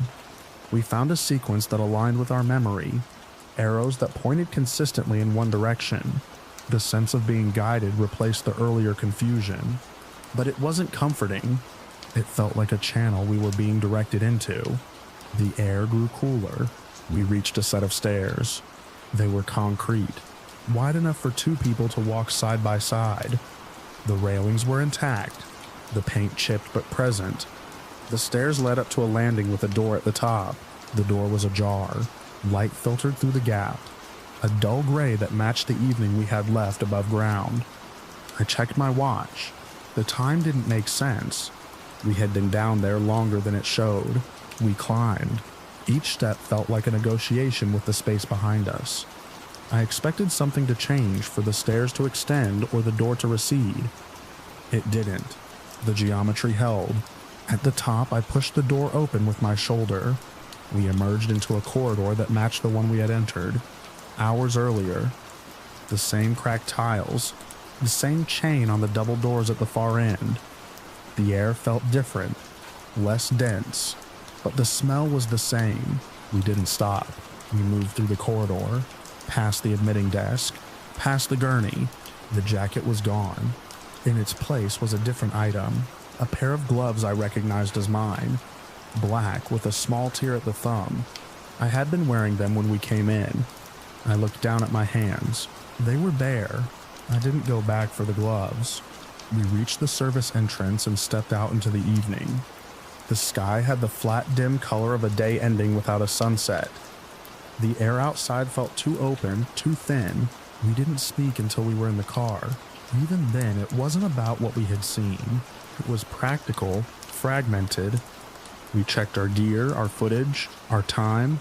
The cameras had recorded, but the audio was inconsistent. The sounds we had heard were faint, almost lost under our own movement. The chalk marks appeared on video in ways that didn't match our recollection. Sometimes present before we made them, sometimes missing after. Back at home, I reviewed the footage alone. There is a segment from the basement where the camera pans across a wall, and for a brief moment you can see a mark that isn't ours. It's not chalk. It's darker, like a stain, and it forms a shape that could be an arrow or could be something else. It points in a direction we didn't take. The timestamp on that segment is earlier than it should be. I went back to the hospital a week later during the day. The service entrance was sealed, not chained or boarded, but filled in, as if the wall had always been continuous. The concrete was smooth, unbroken. There was no sign of a door. I walked the perimeter. Every access point we had noted was gone, or inaccessible. Windows that had been open were now intact. The building presented itself as a closed system. I stood there for a long time, trying to reconcile what I knew with what I could see. On my way back to the car, I checked my bag. The gloves were inside, folded neatly on top of my equipment. I hadn't put them there. I know that because I had made a point of leaving them behind. They smelled faintly of that place. Damp paper and old cleaner. I haven't gone back. Sometimes, when I'm editing, I'll catch a sound in the background of a clip that I don't remember recording. A soft, irregular tapping, just at the edge of hearing. It doesn't align with any movement on screen. It doesn't match the environment I was in at the time. It's always overhead. And once, when I paused on a frame to adjust the color, I saw something in the reflection of a dark surface. Not a figure, not anything defined, just a distortion that suggested a presence, occupying a space that should have been empty. It was positioned as if it were watching me work. I closed the file and stepped away. The next day, the project folder was reorganized. Clips had been moved into new sequences, arranged in a way that formed a path. When I played them in order, the transitions were seamless, each cut leading to the next without a break, as if the footage had been shot that way on purpose. The final clip ends on the admitting corridor. The gurney is there. The jacket is back on it. And for a single frame before the cut, there's a glimpse through a doorway at the far end. A room with tables, items laid out in rows, and along the back wall a line of hooks holding clothing that doesn't belong to the building. The frame freezes on that image when the sequence stops. I haven't been able to delete it. Every time I try, the system hangs for a moment and then the file reappears in the same place, unchanged. I've started to notice small things out of place in my apartment. Objects I don't remember moving, arranged with a kind of care that feels deliberate. It's subtle, easy to dismiss if I don't look directly at it, but I do look. And when I do, I get the same feeling I had in that basement, that my movements are being observed, measured, and met with adjustments that keep me within a certain path. I keep my gloves in my bag now. I check them before and after every edit. Sometimes they're folded differently than I left them. Sometimes they're slightly damp, as if they've been somewhere I haven't. I don't wear them anymore. I don't go into places like that anymore. But I still hear the tapping, faint and irregular above me, when the room is quiet, and I can't shake the sense that the space I occupy isn't fixed in the way I believed, that there are layers to it, paths that intersect without warning, and that once you've entered one even briefly, it doesn't fully let you go.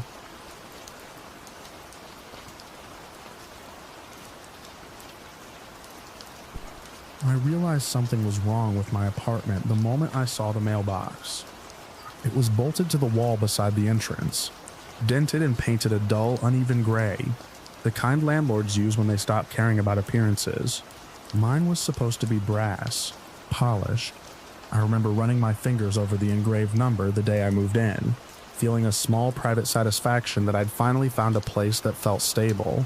This one had peeling stickers layered over each other, numbers scratched out and rewritten in marker. I stood there longer than I should have, keys in my hand, trying to match what I was seeing to what I knew. The hallway behind me smelled like old water and something electrical, like a burned outlet. A light flickered overhead, not in a steady rhythm but in irregular pulses that made it hard to judge the space. I told myself I was just tired. The shortcut had been a mistake. I knew that already. I don't usually deviate from my route home. I keep to the main streets, well-lit sidewalks, familiar storefronts even after closing. But that night, sometime past midnight, I decided to cut through a stretch of alleys to save time. It wasn't a spontaneous choice. I remember thinking it through, convincing myself it would shave off 10 minutes. The city changes when it empties out. Sounds carry differently. Footsteps feel louder, more deliberate. Every turn looks like the last one, if you're not paying attention. I was halfway through the second alley when I noticed him. He wasn't doing anything at first, just standing near a dumpster, shoulders angled slightly toward me. I saw him before he saw me. Or at least I think I did. His head turned a second later, slow like he'd already known I was there. I kept walking. There's a certain kind of awareness that settles in when something feels off. Your body moves normally, but your attention sharpens. I tracked his position without looking directly at him again, listening for movement behind me. At the far end of the alley, I turned left instead of right. That was the deviation that mattered. I heard his footsteps then, not running, just matching my pace, close enough that I could hear the scrape of his shoe against uneven pavement. I told myself not to react. There's a logic to these situations. If you don't escalate, they don't escalate. That's what I've always believed, but when I reached the next intersection and risked a glance back, he wasn't walking anymore. He was closing the distance. I don't remember deciding to run. My body did it before my thoughts caught up. My breath came hard and uneven as I cut through another narrow passage, then another, turning without a plan, just trying to put walls and corners between us. The city stopped feeling like something I knew. Every alley fed into another that looked identical, and the sounds behind me never fully disappeared. Sometimes they got quieter and I'd think I'd lost him, but then I'd hear it again, closer than it should have been. At some point, I wasn't sure if I was retracing my steps or moving forward. That's when I saw the building. It rose out of the dark like something I should have recognized. Multi-unit, older construction, with balconies stacked in uneven rows. One of the entrance doors hung slightly open, the security lock broken clean off, wires exposed where the panel had been. I didn't hesitate. I slipped inside and pulled the door closed behind me, pressing my weight against it as if that would matter. The lobby was dim but intact. Mailboxes lined one wall. A staircase led up to the right, and an elevator sat dormant with its doors half open, like it had been interrupted mid-use. I listened. Nothing followed me in. For the first time since the alley, the silence felt real. I stayed there for a minute, maybe longer, letting my breathing settle. My hands were shaking, but the immediate panic was fading into something else, something slower and heavier. Relief, I thought. Then I noticed her. She was standing near the base of the stairs, partially obscured by shadow. I hadn't heard her enter, hadn't seen her when I came in, but there she was, watching me with a stillness that made me uneasy. I knew her, or at least I believed I did. Her name came to me without effort. The shape of her face, the way she held her shoulders slightly forward like she was always bracing against something unseen. Details that should have grounded me. "You took your time," she said. Her voice sounded right, familiar, but it didn't land the way it should have. I had to. I stopped. The explanation felt incomplete before I even formed it. I gestured vaguely toward the door. There was someone out there. She didn't look concerned. If anything, she seemed distracted, her gaze drifting past me toward the entrance. "You shouldn't have gone that way," she said. I know. The words came out automatically. She stepped closer, and the light caught her face more clearly. There was nothing wrong with it, no distortion, no visible inconsistency, and yet something in me resisted accepting what I was seeing. "How did you get here?" I asked. "Now, "I live here," she said.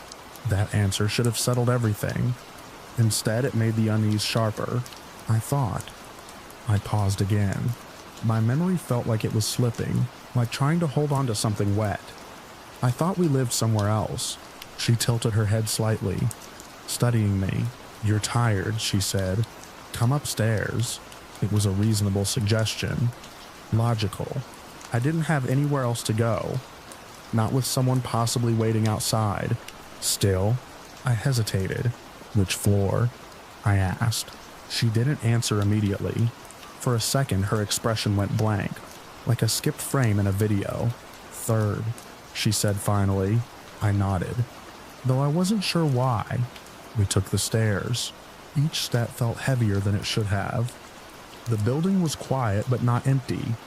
I could hear faint sounds behind closed doors, movement, a television somewhere, the low hum of plumbing. Normal things, distorted by the hour and the circumstances, Halfway up, I realized I couldn't remember the layout of our supposed apartment. Not the number, not the door, not even which side of the hallway it was on. I tried to reconstruct it, pulling at fragments of memory, but nothing held. Every image I reached for dissolved before it fully formed. "You're quiet," she said, glancing back at me. "Just thinking." "About what?" I opened my mouth, then closed it again. "I don't know," I said. We reached the 3rd floor. The hallway stretched in both directions. Identical doors spaced evenly along the walls. The lighting here was steadier, but dimmer, casting everything in a muted yellow tone. She turned left without hesitation. I followed. We stopped at a door near the end of the hall. She reached into her pocket and pulled out a key. I watched her hand as she unlocked it. It wasn't my key. That detail stood out with a clarity that cut through everything else. "This isn't." I started. She pushed the door open and stepped inside. I remained in the hallway. The space beyond the threshold looked like an apartment. Furniture, walls, a narrow entryway leading into a living area. Nothing immediately wrong.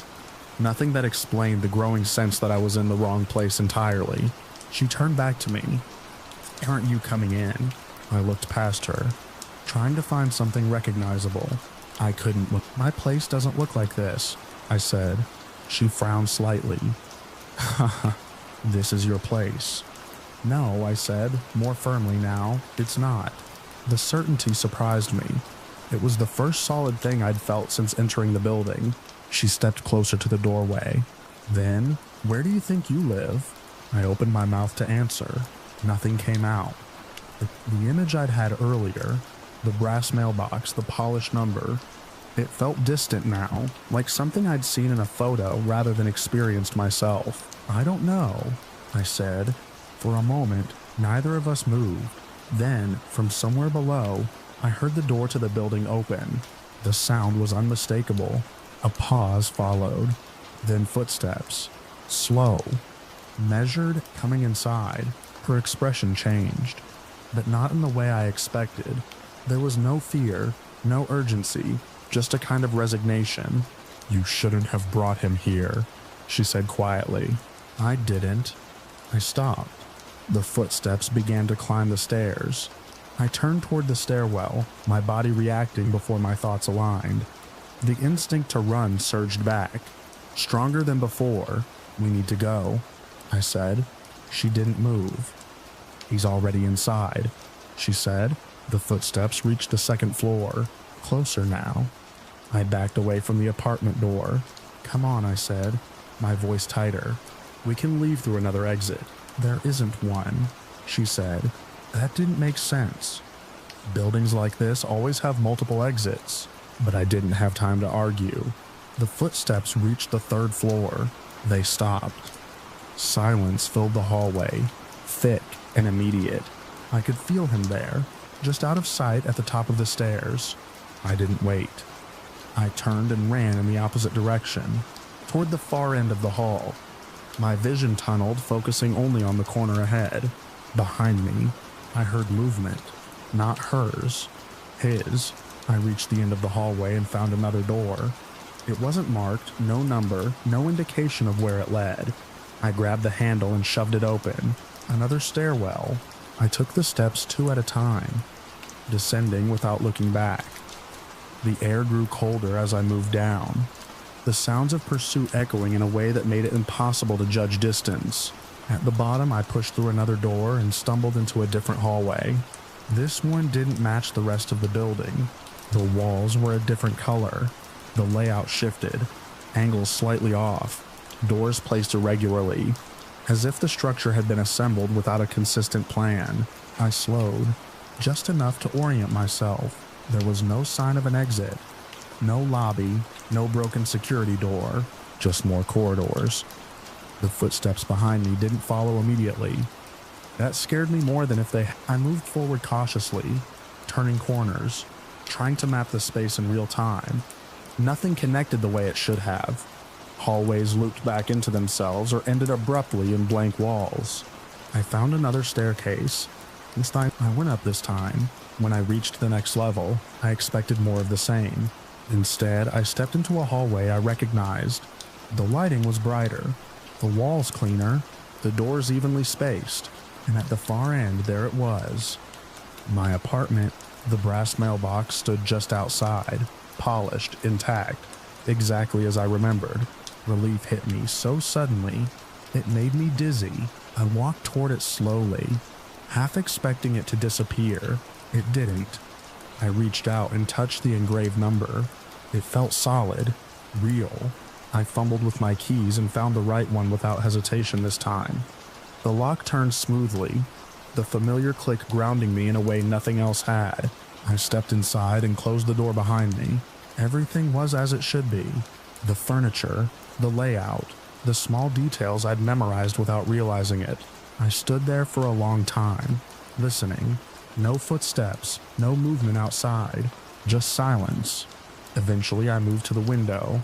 Dawn was beginning to break, a thin line of light cutting across the horizon. The city looked normal again, predictable. I should have felt safe, but something kept pulling my attention back to the door, specifically to the space just beneath it. There was a faint shadow there, shifting slightly, as if something stood on the other side, waiting. I didn't open it. I don't think I ever will.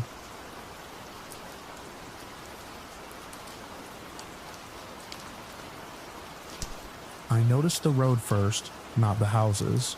It cut off from the county route at a shallow angle, the gravel lighter than the dust around it, like it had been poured recently and never compacted by traffic.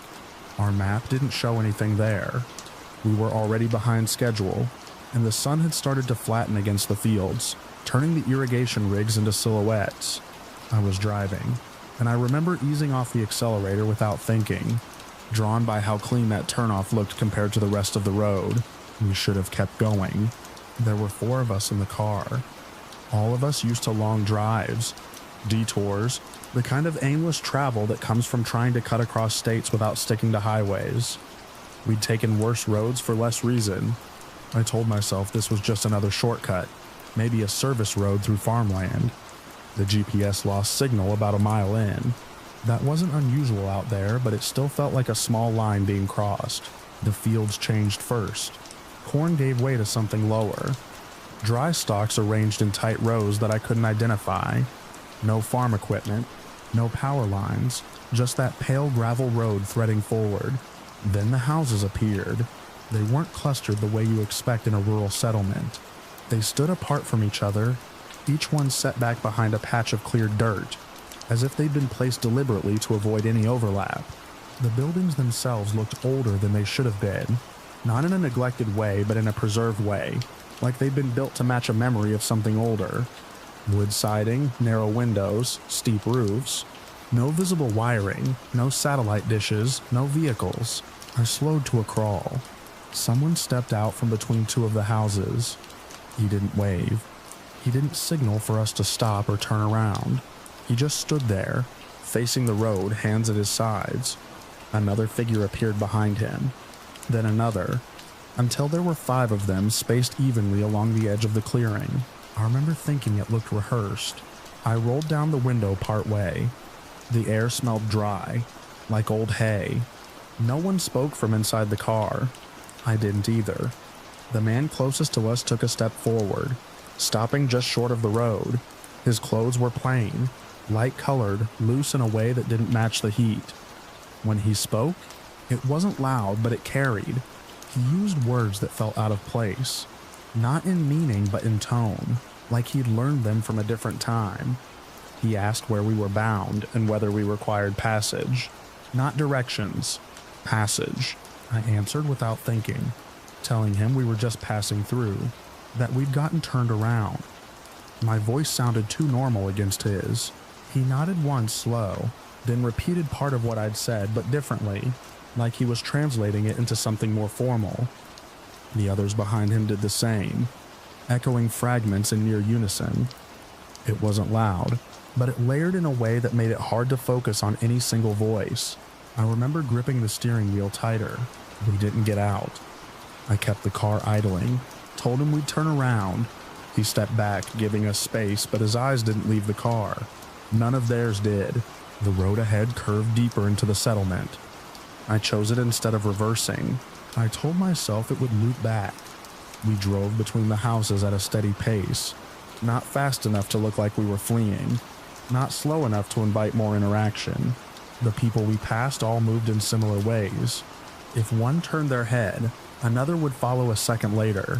If one adjusted their stance, the rest seemed to mirror it in sequence, not perfectly synchronized, but close enough to feel intentional. No children, no animals, no visible tools or signs of work. About halfway through, the engine coughed. It was a small thing at first, a hesitation when I pressed the accelerator. Then it happened again, harder. The dashboard lights flickered, not fully dimming but enough to catch my attention. I eased off, then tried again. The car lurched forward, then settled. No warning lights stayed on. I kept going. The road narrowed as it curved, the gravel thinning until patches of hard dirt showed through. The houses grew sparser, replaced by open ground and a few larger structures set farther back.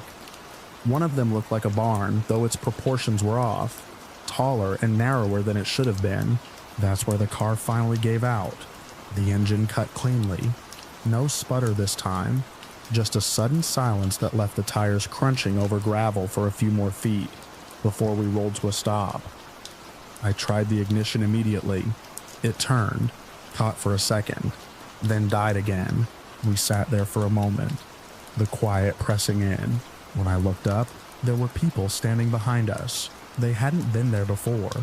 They were spaced along the road the same way as the first group, but closer now, closing off the path we'd come from without stepping onto it. No one approached the car directly. They just watched. I tried the engine again. Nothing. We didn't say much. There wasn't a lot to say. One of us suggested checking under the hood. It was the only practical step, and it gave us a reason to move. I stepped out first. The air felt thicker outside the car, like the heat had weight to it. I walked around to the front, aware of the eyes on me without looking up. The hood latch stuck for a second before giving way. Everything looked normal. No obvious leaks, no loose connections that I could see without tools. I'm not a mechanic, but I know enough to spot something wrong. This wasn't that. It looked like a working engine that had just decided to stop. I leaned in, trying to listen for anything, but there was nothing to hear. When I straightened up, one of the larger buildings caught my attention again. The tall, narrow one. Its door was open just enough to show darkness inside. I don't know why I focused on that instead of the people. Maybe because it was something I could approach without feeling like I was crossing a line.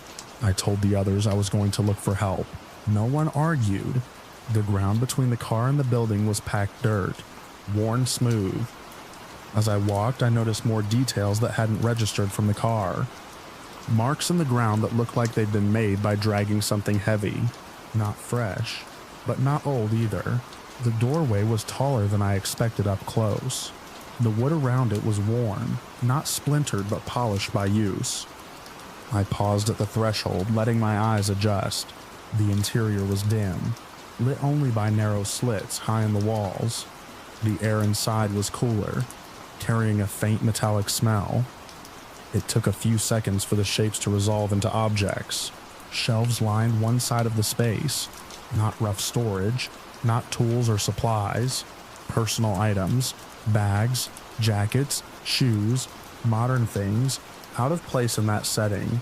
I stepped closer, my eyes moving over them in quick, disjointed recognition. A backpack with a college logo. A pair of running shoes, scuffed but intact. A phone case without the phone.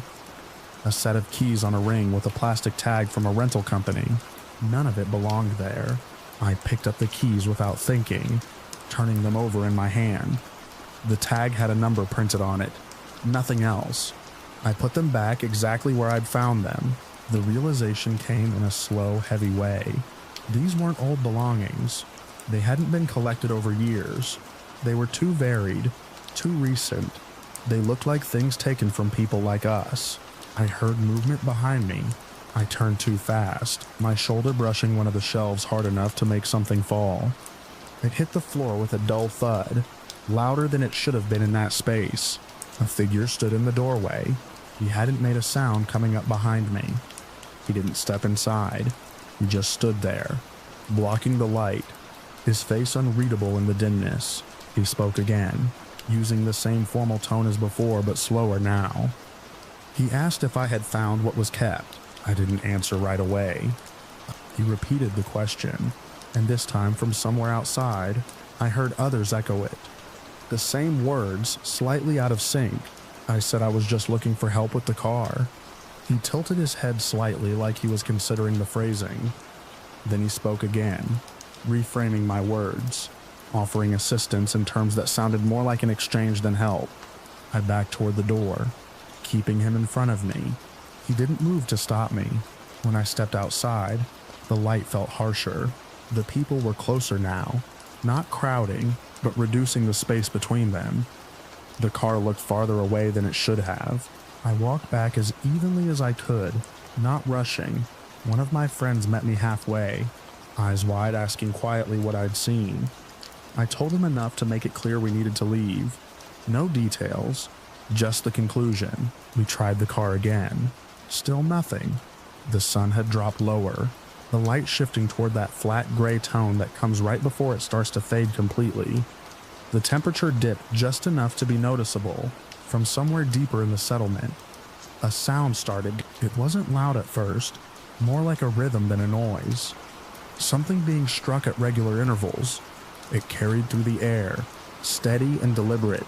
The people around us began to move, not toward us directly, but in a coordinated way, turning and walking in the direction of the sound. Their pace was measured, identical in a way that made it hard to pick out individuals. They didn't look back. We stood there for a moment, unsure whether to follow or use the distraction to try something else. Then we saw what they were moving toward, an open area beyond the larger structures where the ground had been cleared completely. At the center of it, a fire had been built, not large but contained, its flames low and controlled. Around it, the people formed a wide circle, leaving a gap on one side. In that gap, something was being held. At first, I thought it was an object. The way it was positioned, low to the ground, partially obscured by the people nearest to it. Then it shifted. It was a person. They were restrained, not violently but firmly, held by two others who stood on either side. I couldn't see their face clearly, just the outline of their head and shoulders, the way they leaned slightly forward as if exhausted. No one spoke. The rhythmic sound continued, now clearly coming from within the circle, someone striking a piece of metal or wood in a steady pattern. The firelight flickered against the faces of the people, highlighting the sameness in their expressions. I felt a pressure building in my chest that had nothing to do with fear in the usual sense. It was more like the recognition of something structured, something practiced. This wasn't spontaneous. We didn't stay to see more. One of us had already started scanning the area behind us, looking for anything that could move, anything that wasn't our car. There was a shed off to the side, smaller than the others, its door hanging slightly open. We moved toward it as quietly as we could, keeping low, using the angle of the larger buildings to stay out of direct sight. Inside, it was darker than the first structure, but the shape was unmistakable. A vehicle. Not modern, not in the way ours was, but functional. An older pickup, the kind you see sitting unused on farms, except this one didn't look abandoned. The tires were intact. The interior, from what I could see through the window, wasn't stripped. The keys weren't in the ignition. I checked the sun visor, the floor, the small ledge along the dashboard. Nothing. My hands were shaking, not enough to stop me from searching, but enough to make every movement feel exaggerated. One of the others found them. They were tucked into a small container on a shelf near the door, alongside a few other items that didn't belong together. We didn't question it. I slid into the driver's seat, the vinyl stiff under my hands. The key turned with resistance, then gave. The engine hesitated, then caught. A low, uneven rumble that felt louder than it should have been. No one outside reacted. The rhythmic sound continued. I didn't wait. I shifted into gear and eased the truck forward, keeping it as quiet as possible until we cleared the immediate area. Then I pressed down harder. the engine responding with a rough surge. We didn't take the road we'd come in on. There was a track behind the shed, barely visible, cutting away from the settlement at an angle. It looked less maintained than the main path, but it led away, and that was enough. We followed it. The truck handled poorly, the steering loose, the suspension uneven. The track dipped and rose, cutting through the fields in a way that felt improvised. I kept expecting the engine to fail the way ours had, but it held. We didn't look back until we were far enough that the structures were just shapes against the darkening sky. There were no lights in the settlement, no electric glow, no sign of modern infrastructure, just the faint flicker of the fire barely visible at that distance. We drove until the track reconnected with a paved road. The GPS signal came back a few minutes later, the screen lighting up as if nothing had happened. Our original route reappeared, the detour erased. We didn't report it right away. It took time to even agree on what we'd seen, how to describe it without sounding like we were filling in gaps with assumptions. When we did eventually bring it up, the response was neutral, procedural, questions about location, directions, landmarks. We couldn't give them anything precise. I went back to that stretch of road months later. Alone, the turnoff wasn't there. There was no sign of it, no light or gravel, no break in the roadside ditch, just a continuous line of scrub and fence posts, uninterrupted for miles. I walked along the edge anyway, scanning for anything that matched what I remembered. The fields were different, planted with something else. There were power lines now, running parallel to the road. Nothing matched.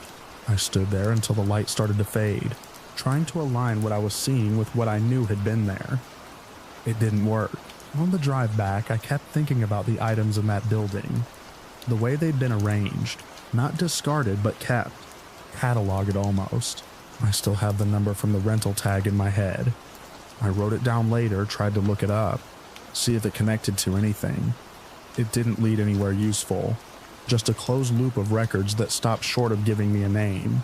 Sometimes I wonder about the person we saw by the fire, whether they were part of the same pattern or something different, something that didn't fit. I don't think about what would have happened if the truck hadn't started. I think about how easily we drove into a place that wasn't meant to be found, and how little effort it took for it to disappear again once we were gone, leaving nothing but a stretch of ordinary road and a memory that doesn't anchor to anything I can point to. Now,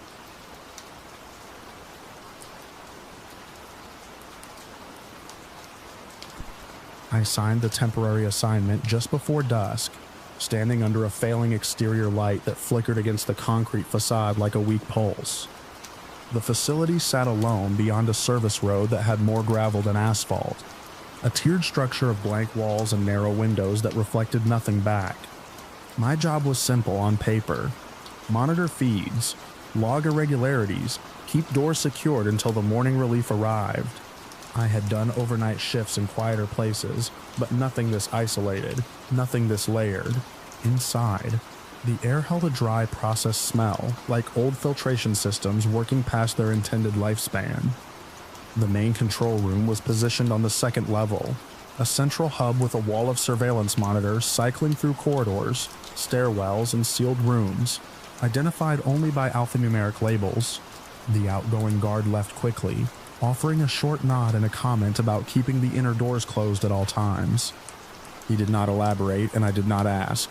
His logbook entry was brief, noting standard conditions, no incidents. I took the chair, adjusted the angle of the screens, and began my own shift log. The first hour passed without incident. Cameras showed empty corridors, clean floors, and the steady hum of overhead lighting. The building seemed to breathe through its vents, a low mechanical rhythm that became easy to ignore. I made routine checks, door status indicators, access logs, environmental readouts. Everything aligned with protocol. It was during a routine sweep of the third-level corridor feeds that I noticed the first inconsistency. Camera 3C showed movement. Not a clear figure, not even a defined shape, just a distortion crossing the frame from left to right, like heat shimmer against asphalt. Except this was indoors, under controlled temperature. I leaned forward, watching the playback. The corridor itself remained unchanged, doors closed, light steady, but the distortion passed again when I reset the live feed. I checked the corresponding motion sensor. No trigger. I marked it in the log. Visual anomaly on 3C. No physical confirmation. I switched to an adjacent camera. The corridor intersected at a right angle, giving me a secondary angle of the same space. That feed showed nothing. Clean lines. Empty hall. When I returned to 3C, the distortion was gone. I told myself it was a camera fault. Compression artifact. Something explainable. By the second hour, the anomaly repeated, this time on 2A, a lower-level corridor near a restricted access point. The same distortion moving slowly along the wall, then disappearing at the door. I watched the door indicator on my panel. Locked. No access logged. I stood up and walked to the door control console, confirming the status manually. Secure. I initiated a remote lock cycle just to be certain. The system responded normally. When I returned to the monitor, the distortion had appeared again, but now it lingered at the door, pulsing faintly as if pressing against the frame. Then it was gone. I wrote it down. More detailed this time. The building remained quiet. Around midnight, I began a full systems check. It was standard procedure halfway through the shift, but I had a growing sense that something was misaligned beyond the screens. I started with the access points. Each door was logged with its status and last interaction. That was when I saw the first discrepancy. Door 3C117. Last opened 0012. I checked the timestamp. It was current. I had not authorized any access. I pulled the camera feed. The door was closed. No movement. No visible entry. I replayed the last 5 minutes. The door never opened. I ran the log again. The entry remained. I decided to verify physically. The stairwell to the third level was narrow, enclosed, and colder than the rest of the building. My footsteps echoed more than they should have, the sound bouncing back too quickly, as if the space were smaller than it appeared. At the top, I paused, listening. Nothing. The corridor matched the feed. Empty. Lit. Still. I walked to 3C17. The handle was a standard lever, reinforced, requiring keycard access. I tested it. Locked. I checked the frame. No signs of tampering. I stood there longer than necessary, listening again. A faint sound reached me not from the corridor, but from beyond the door. It was rhythmic, soft, like a low hum carried through a wall. I leaned closer, pressing my ear near the seam. The sound persisted, steady and patterned, almost like a voice stretched into a single note. It rose and fell slightly, never breaking into words. I stepped back and returned to the control room. The logbook on the desk was thicker than I expected. The outgoing guard had used only the first few pages, but beneath those were older entries, dated years back. The facility had not always been as quiet as the current record suggested. I opened to a random page. Repeated visual distortion on lower corridor. No physical confirmation. Doors remain secure. Another entry. Weeks later. Door access logs inconsistent with camera feeds. No breach found. Further back. Sound detected in containment wing. No personnel present. Investigating. The handwriting changed over time. Different guards, different styles. But the content remained consistent. Observations of anomalies that did not align with physical reality. Notes about doors opening without record, or records without openings. One entry was underlined. Do not rely on cameras alone. I closed the book slowly. The hum returned, faint through the ventilation. I checked the monitors again. All feeds normal, except 3C. The distortion was back, more defined now, occupying the center of the corridor. It no longer moved across the frame. It stood, if that was the right word, occupying space in a way that suggested form without detail. I switched to the adjacent camera. Nothing. Back to 3C. The distortion had shifted closer to the camera, its edges sharpening slightly, as if resolving. The door indicator for 3C117 changed. Unlocked. I froze, watching the panel. No access log appeared this time. On the monitor, the door opened inward, slowly, without visible force. The corridor remained empty to every other camera. I stood up, my chair scrapping against the floor louder than expected. The hum grew louder, no longer distant. It was coming through the speakers now. I muted the audio feed, but the sound did not stop. It was in the room. I turned toward the hallway outside the control room. The door there was closed, secured. The handle moved. Not fully, just enough to shift the latch. I backed away, keeping my eyes on it. The handle settled. The hum stopped. Silence returned, thick and immediate. I waited, counting the seconds without realizing it, until the tension in my shoulders began to ease. Then the door opened. Then, not abruptly, not forced. It opened the same way as 3C17 had on the monitor. Slow, deliberate, as if following a routine. The hallway beyond was empty. I moved toward it, cautious, every step measured. The air in the corridor was colder than before. The lights flickered once, then stabilized. I looked down the length of the hall. Nothing. I turned back toward the control room. The monitors inside flickered in unison. When they stabilized, every screen showed the same feed. 3C. The distortion filled the frame now, closer than before. Its outline pressing against the lens, as if aware of being observed. I stepped back. The hum returned. Louder. Layered now, as if multiple tones overlapped slightly out of sync. I closed the control room door and secured it, engaging the manual lock in addition to the electronic one. The panels indicated full lockdown. The monitors went dark. All at once, the room dropped into a dim emergency lighting mode, casting everything in a muted red. The hum was directly behind me. I turned.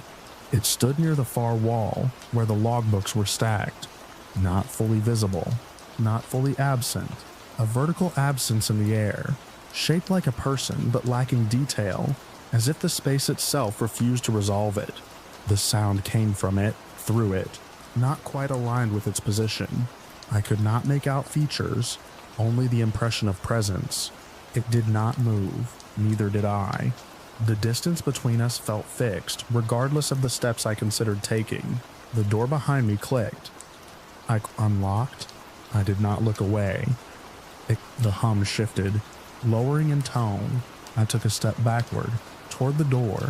The figure remained where it was. Another step. The door opened behind me. I exited without turning, closing it. As I moved into the hallway, the hum cut off the moment the door sealed. The emergency lighting extended into the corridor, guiding a path toward the stairwell. I moved quickly now, no longer concerned with procedure, only distance. The building seemed different in motion, the angles sharper, the shadows deeper, as if the structure itself resisted my movement. At the stairwell, I paused only long enough to confirm the exit route. The lower levels were dark on the panel by the door. Power cycling or failing, I chose upward toward the roof access and the external ladder that led down the side of the building. The climb felt longer than it should have, each landing identical, each turn disorienting. The hum returned intermittently, always just beyond the range of clear direction. At the top, the access door was already open. Cold air rushed in, carrying the scent of the outside dust, metal, something distant and clean. I stepped onto the roof. The night was still, the surrounding area empty. I moved to the ladder and began my descent without looking back. Halfway down, I heard the hum again, faint from above. I did not stop. When my feet reached the ground, I moved away from the building, putting distance between myself and the structure as quickly as possible. The exterior light flickered again as I passed beneath it, then went out completely. I reached my vehicle and did not look back until I was inside. Doors locked, the building stood in silhouette. No lights visible. For a moment, I thought I saw movement in one of the upper windows, a distortion against the dark, but it was gone before I could focus. I left without filing a final report on site. The logbook remained inside, open to the last entry I had read. I submitted my account later, concise, limited to observable facts. The assignment was marked as incomplete. The facility remains operational. According to the records I could access, no further anomalies have been officially reported, but sometimes when I review security footage in other places, I catch the same distortion at the edge of a frame, lingering where no movement should exist, and I remember the way the doors opened without cause, the sound that came from empty rooms, and the figure that stood where the system said nothing was there.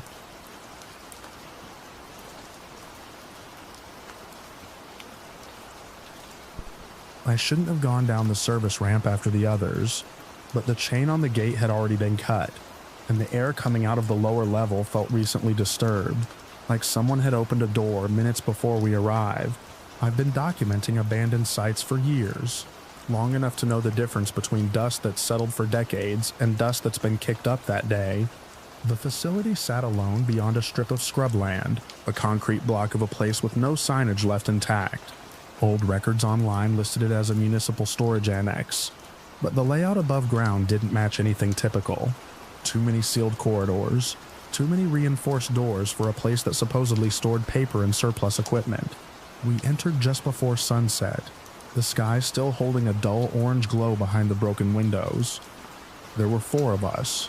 I was the one with the camera and the habit of pushing further than the rest. Mark handled navigation, always mapping entrances and exits. Elena stayed close to him, cautious but committed. Jason lagged behind, checking doors, touching things he shouldn't. Inside, the first thing I noticed was the smell. Not rot, not mold. Something cleaner, sharper like solvents.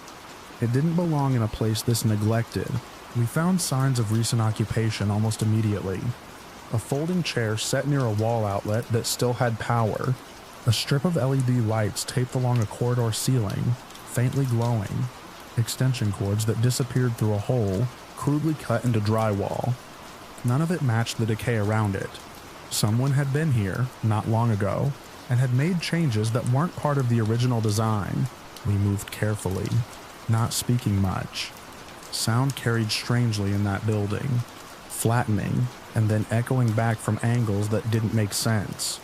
Every step felt louder than it should have. The main hallway ended in a heavy door propped open with a brick. Beyond it, a downward ramp led into darkness.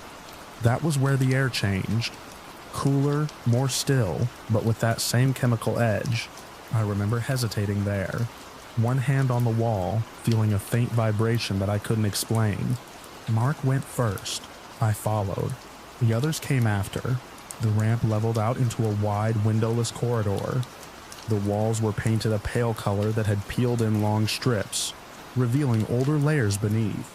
But the floor had been swept, not perfectly, but enough that you could see the difference. There were scuff marks, recent ones, overlapping in directions that suggested movement back and forth, not just a single path in and out. We found doors along that corridor, most of them locked or sealed. One had been forced open recently.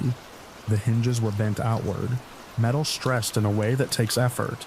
Inside was a small room with nothing but a metal table and a set of shelves bolted to the wall. On those shelves were objects that didn't belong together. Tools, plastic containers, a stack of old binders with no labels, a portable radio with its battery compartment open, and Lena pointed out that the dust on the shelves had been wiped away in rectangular patterns, as if items had been removed. Whatever had been stored there wasn't anymore. We kept moving. The corridor split without warning. No signage, no markings, just a branching path that wasn't shown on any of the partial floor plans Mark had pulled before we came. He frowned, checked his phone, then shook his head. This section wasn't documented. We chose the left path. It narrowed, the ceiling dropping slightly, the walls closing in.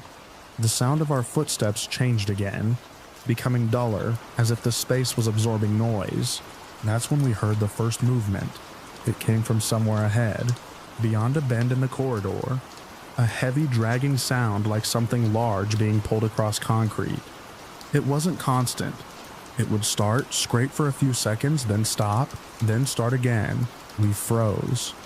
Jason leaned forward, trying to see around the corner, but the light didn't reach far enough. I raised my camera, zoomed slightly, but the image just showed darkness with grain.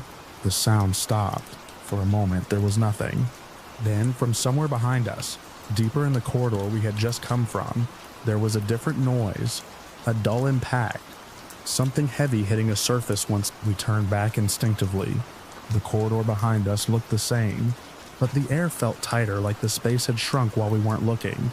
Mark said we should regroup at the intersection. He started back. Elena followed him immediately. Jason hesitated, then went after them. I lingered for a second too long, listening.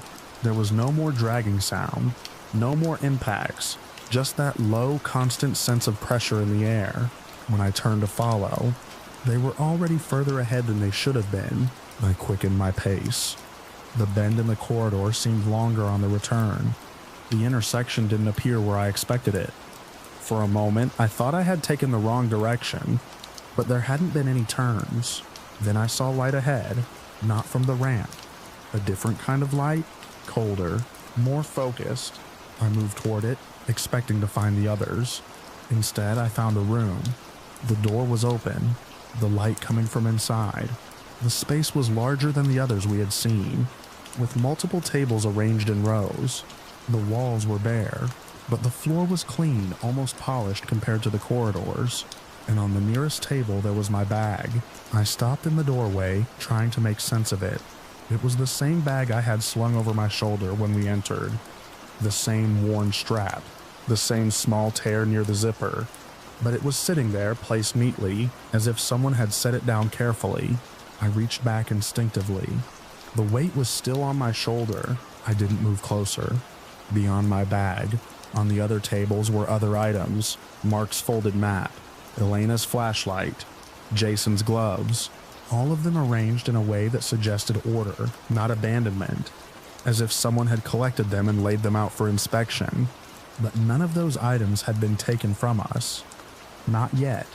The room felt wrong in a way I can't fully describe, not just because of what I was seeing, but because of how it was arranged. The spacing between objects was too precise, the alignment too exact, like a display. I took a step back. That's when I heard something move above me. Not footsteps. Something heavier. A slow shift, followed by a low creak like metal under strain. It came from the ceiling, or maybe the level above, but it sounded close enough that I instinctively ducked. I backed out of the room without turning my back on it. The corridor outside looked different. The peeling paint patterns weren't the same. The scuff marks on the floor had changed direction. The air felt colder. I turned to retrace my steps, but the bend I had come through wasn't there anymore. Instead, the corridor extended straight ahead, disappearing into darkness. I called out then, breaking the quiet. No one answered. My voice didn't echo the way it should have. It just seemed to be absorbed, flattened. I started walking, faster now, trying to find anything familiar. Another intersection, another door, anything that matched what I had seen before. The sounds came back. This time they weren't just ahead or behind. They were around me. Distant impacts. The dragging noise. Closer now, but still out of sight. At one point, I heard something like a door slamming shut, followed by a metallic click. I began to understand that the space wasn't static. It wasn't just that I was lost. The layout itself was changing, or presenting itself differently depending on where I was. The idea didn't make sense, but nothing else fit. I found another room, smaller than the first. Inside, there were more items, not just ours this time. Shoes, jackets, a broken camera, a set of keys, all arranged with the same careful spacing. None of it was dusty. I didn't go inside. I kept moving, marking walls with a piece of chalk I kept in my pocket. Simple lines, arrows, anything to indicate direction. But when I doubled back at one point, the marks weren't there, or they had been altered, shifted slightly, just enough to point somewhere else. My breathing got louder. The air felt thinner. I forced myself to slow down, to think. The ramp. I needed to find the ramp. That was the only clear exit I knew. I started looking for the subtle slope, the change in floor angle. After what felt like too long, I found it. The corridor dipped slightly, then opened into a wider space. The ramp was there, leading upward. The faint glow of evening light filtered down from above. Relief hit hard enough that I had to steady myself against the wall. I didn't look back. I moved up the ramp quickly, not running but not stopping either. The air changed again as I ascended, losing that chemical edge, becoming warmer, more like the outside. At the top, the door was still open, the brick still holding it in place. I stepped through and into the upper level. The others were there. Mark was pacing near the entrance, his face pale. Elena was sitting against the wall, staring at nothing.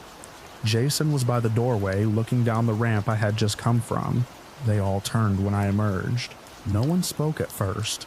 Then Mark moved toward me, his expression shifting from relief to confusion.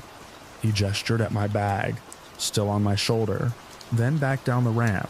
I understood what he was asking without words. I shook my head. We left immediately after that.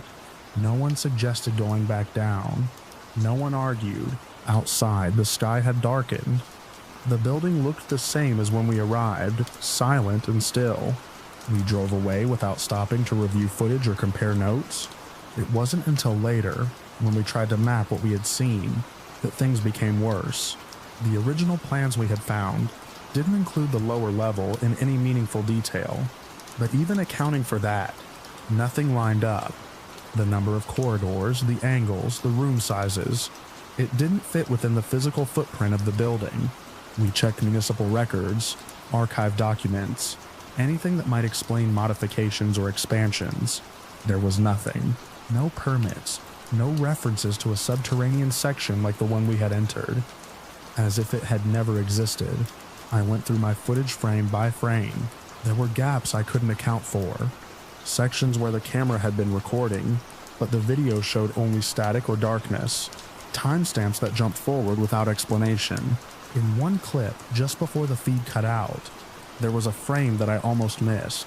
A room, tables, objects arranged in precise lines. And on one of those tables, there was something new. A camera. Mine. Placed carefully. Lens facing the doorway, as if it had been waiting for me to see it from the outside.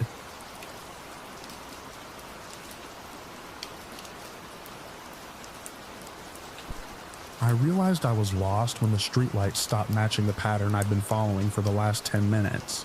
They had been evenly spaced along the main road, a dull orange rhythm that made it easy to keep moving without thinking too much about where I was. Then one of them flickered out entirely, and the next one was set farther back than it should have been, casting a longer shadow that bent across the sidewalk at the wrong angle. I slowed down, turning once in place, trying to match what I saw with anything I remembered. Nothing lined up. I had only gone out to return a borrowed charger. It was a short walk from my place, a straight route I'd done dozens of times. I remember locking the door behind me, checking my pocket for my keys, and thinking I'd be back before midnight. That part still felt solid. Everything after the return felt like it had been rearranged.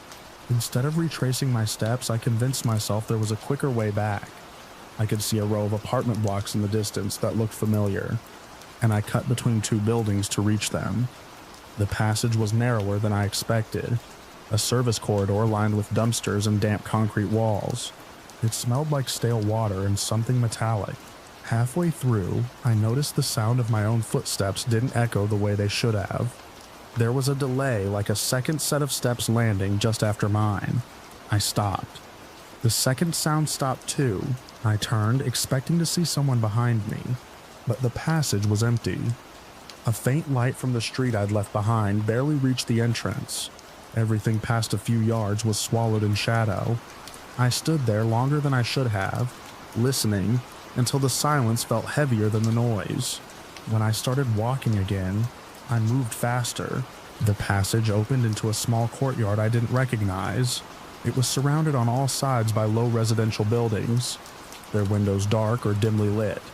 There were no cars, no movement, no signs of anyone awake. The ground was uneven, patched with cracked pavement and shallow puddles that reflected the weak overhead lighting. That was when I saw the person. They were already in the courtyard, standing near the far side, partially turned away from me. At first, I thought they were just another resident, maybe someone out for a late smoke or heading back inside. But the way they were standing felt off. Their posture was wrong, like their weight wasn't distributed evenly. I told myself not to stare, but I couldn't help it. They began to move. It wasn't fast. In fact, it was slower than a normal walking pace, but each step covered more distance than it should have. Their legs bent at angles that didn't match the direction they were traveling, and their upper body remained almost perfectly still, like it was disconnected from the motion below. I froze in place. They didn't look at me directly, not at first. They drifted across the courtyard in a diagonal line, their path cutting too close to where I stood. As they passed under one of the lights, I saw their face briefly. It was expressionless, but the features seemed slightly misaligned, like they had been shifted just enough to disrupt recognition. I stepped back without thinking, my shoe scraping against the pavement. The sound drew their attention. Their head turned toward me in a single abrupt motion that didn't match the rest of their body. For a moment, we just stood there, facing each other across the courtyard. I remember noticing how still everything else was. No wind, no distant traffic, no voices from inside the buildings. Then they adjusted their stance. It was subtle, but the change was immediate. Their shoulders dropped slightly, and their knees bent in a way that suggested readiness, not rest. The distance between us suddenly felt much smaller. I didn't wait. I turned and moved toward the nearest exit from the courtyard, a narrow opening between two buildings that led into another passage. My pace shifted from a fast walk to something closer to a run, my breath tightening as I pushed through the darkness. The sound behind me started almost instantly. It wasn't footsteps in the usual sense. It was a series of uneven impacts, like something hitting the ground with inconsistent force. Sometimes there were two quick contacts, sometimes one heavy one, followed by a scrape. The rhythm was unpredictable, but it was getting closer. I didn't look back. The passage twisted slightly, forcing me to adjust my direction without slowing down. The walls felt closer here, and the air was cooler. I could see another opening ahead, a faint glow suggesting a street beyond it. I focused on that point, telling myself that once I reached it, there would be people, cars, something normal. The sounds behind me grew louder. I could hear breathing now, or something like it. It was uneven, drawn out, as if it had to work to maintain a steady intake of air. It didn't match the pace of the movement, which made it worse. It felt disconnected, like two separate systems trying to operate at once. I reached the end of the passage and burst onto a wider sidewalk. For a second, I thought I had lost it. The street was broader, with more consistent lighting, and a clearer line of sight in both directions. I slowed just enough to glance over my shoulder. The passage behind me was empty. There was no sign of movement, no shadow crossing the entrance.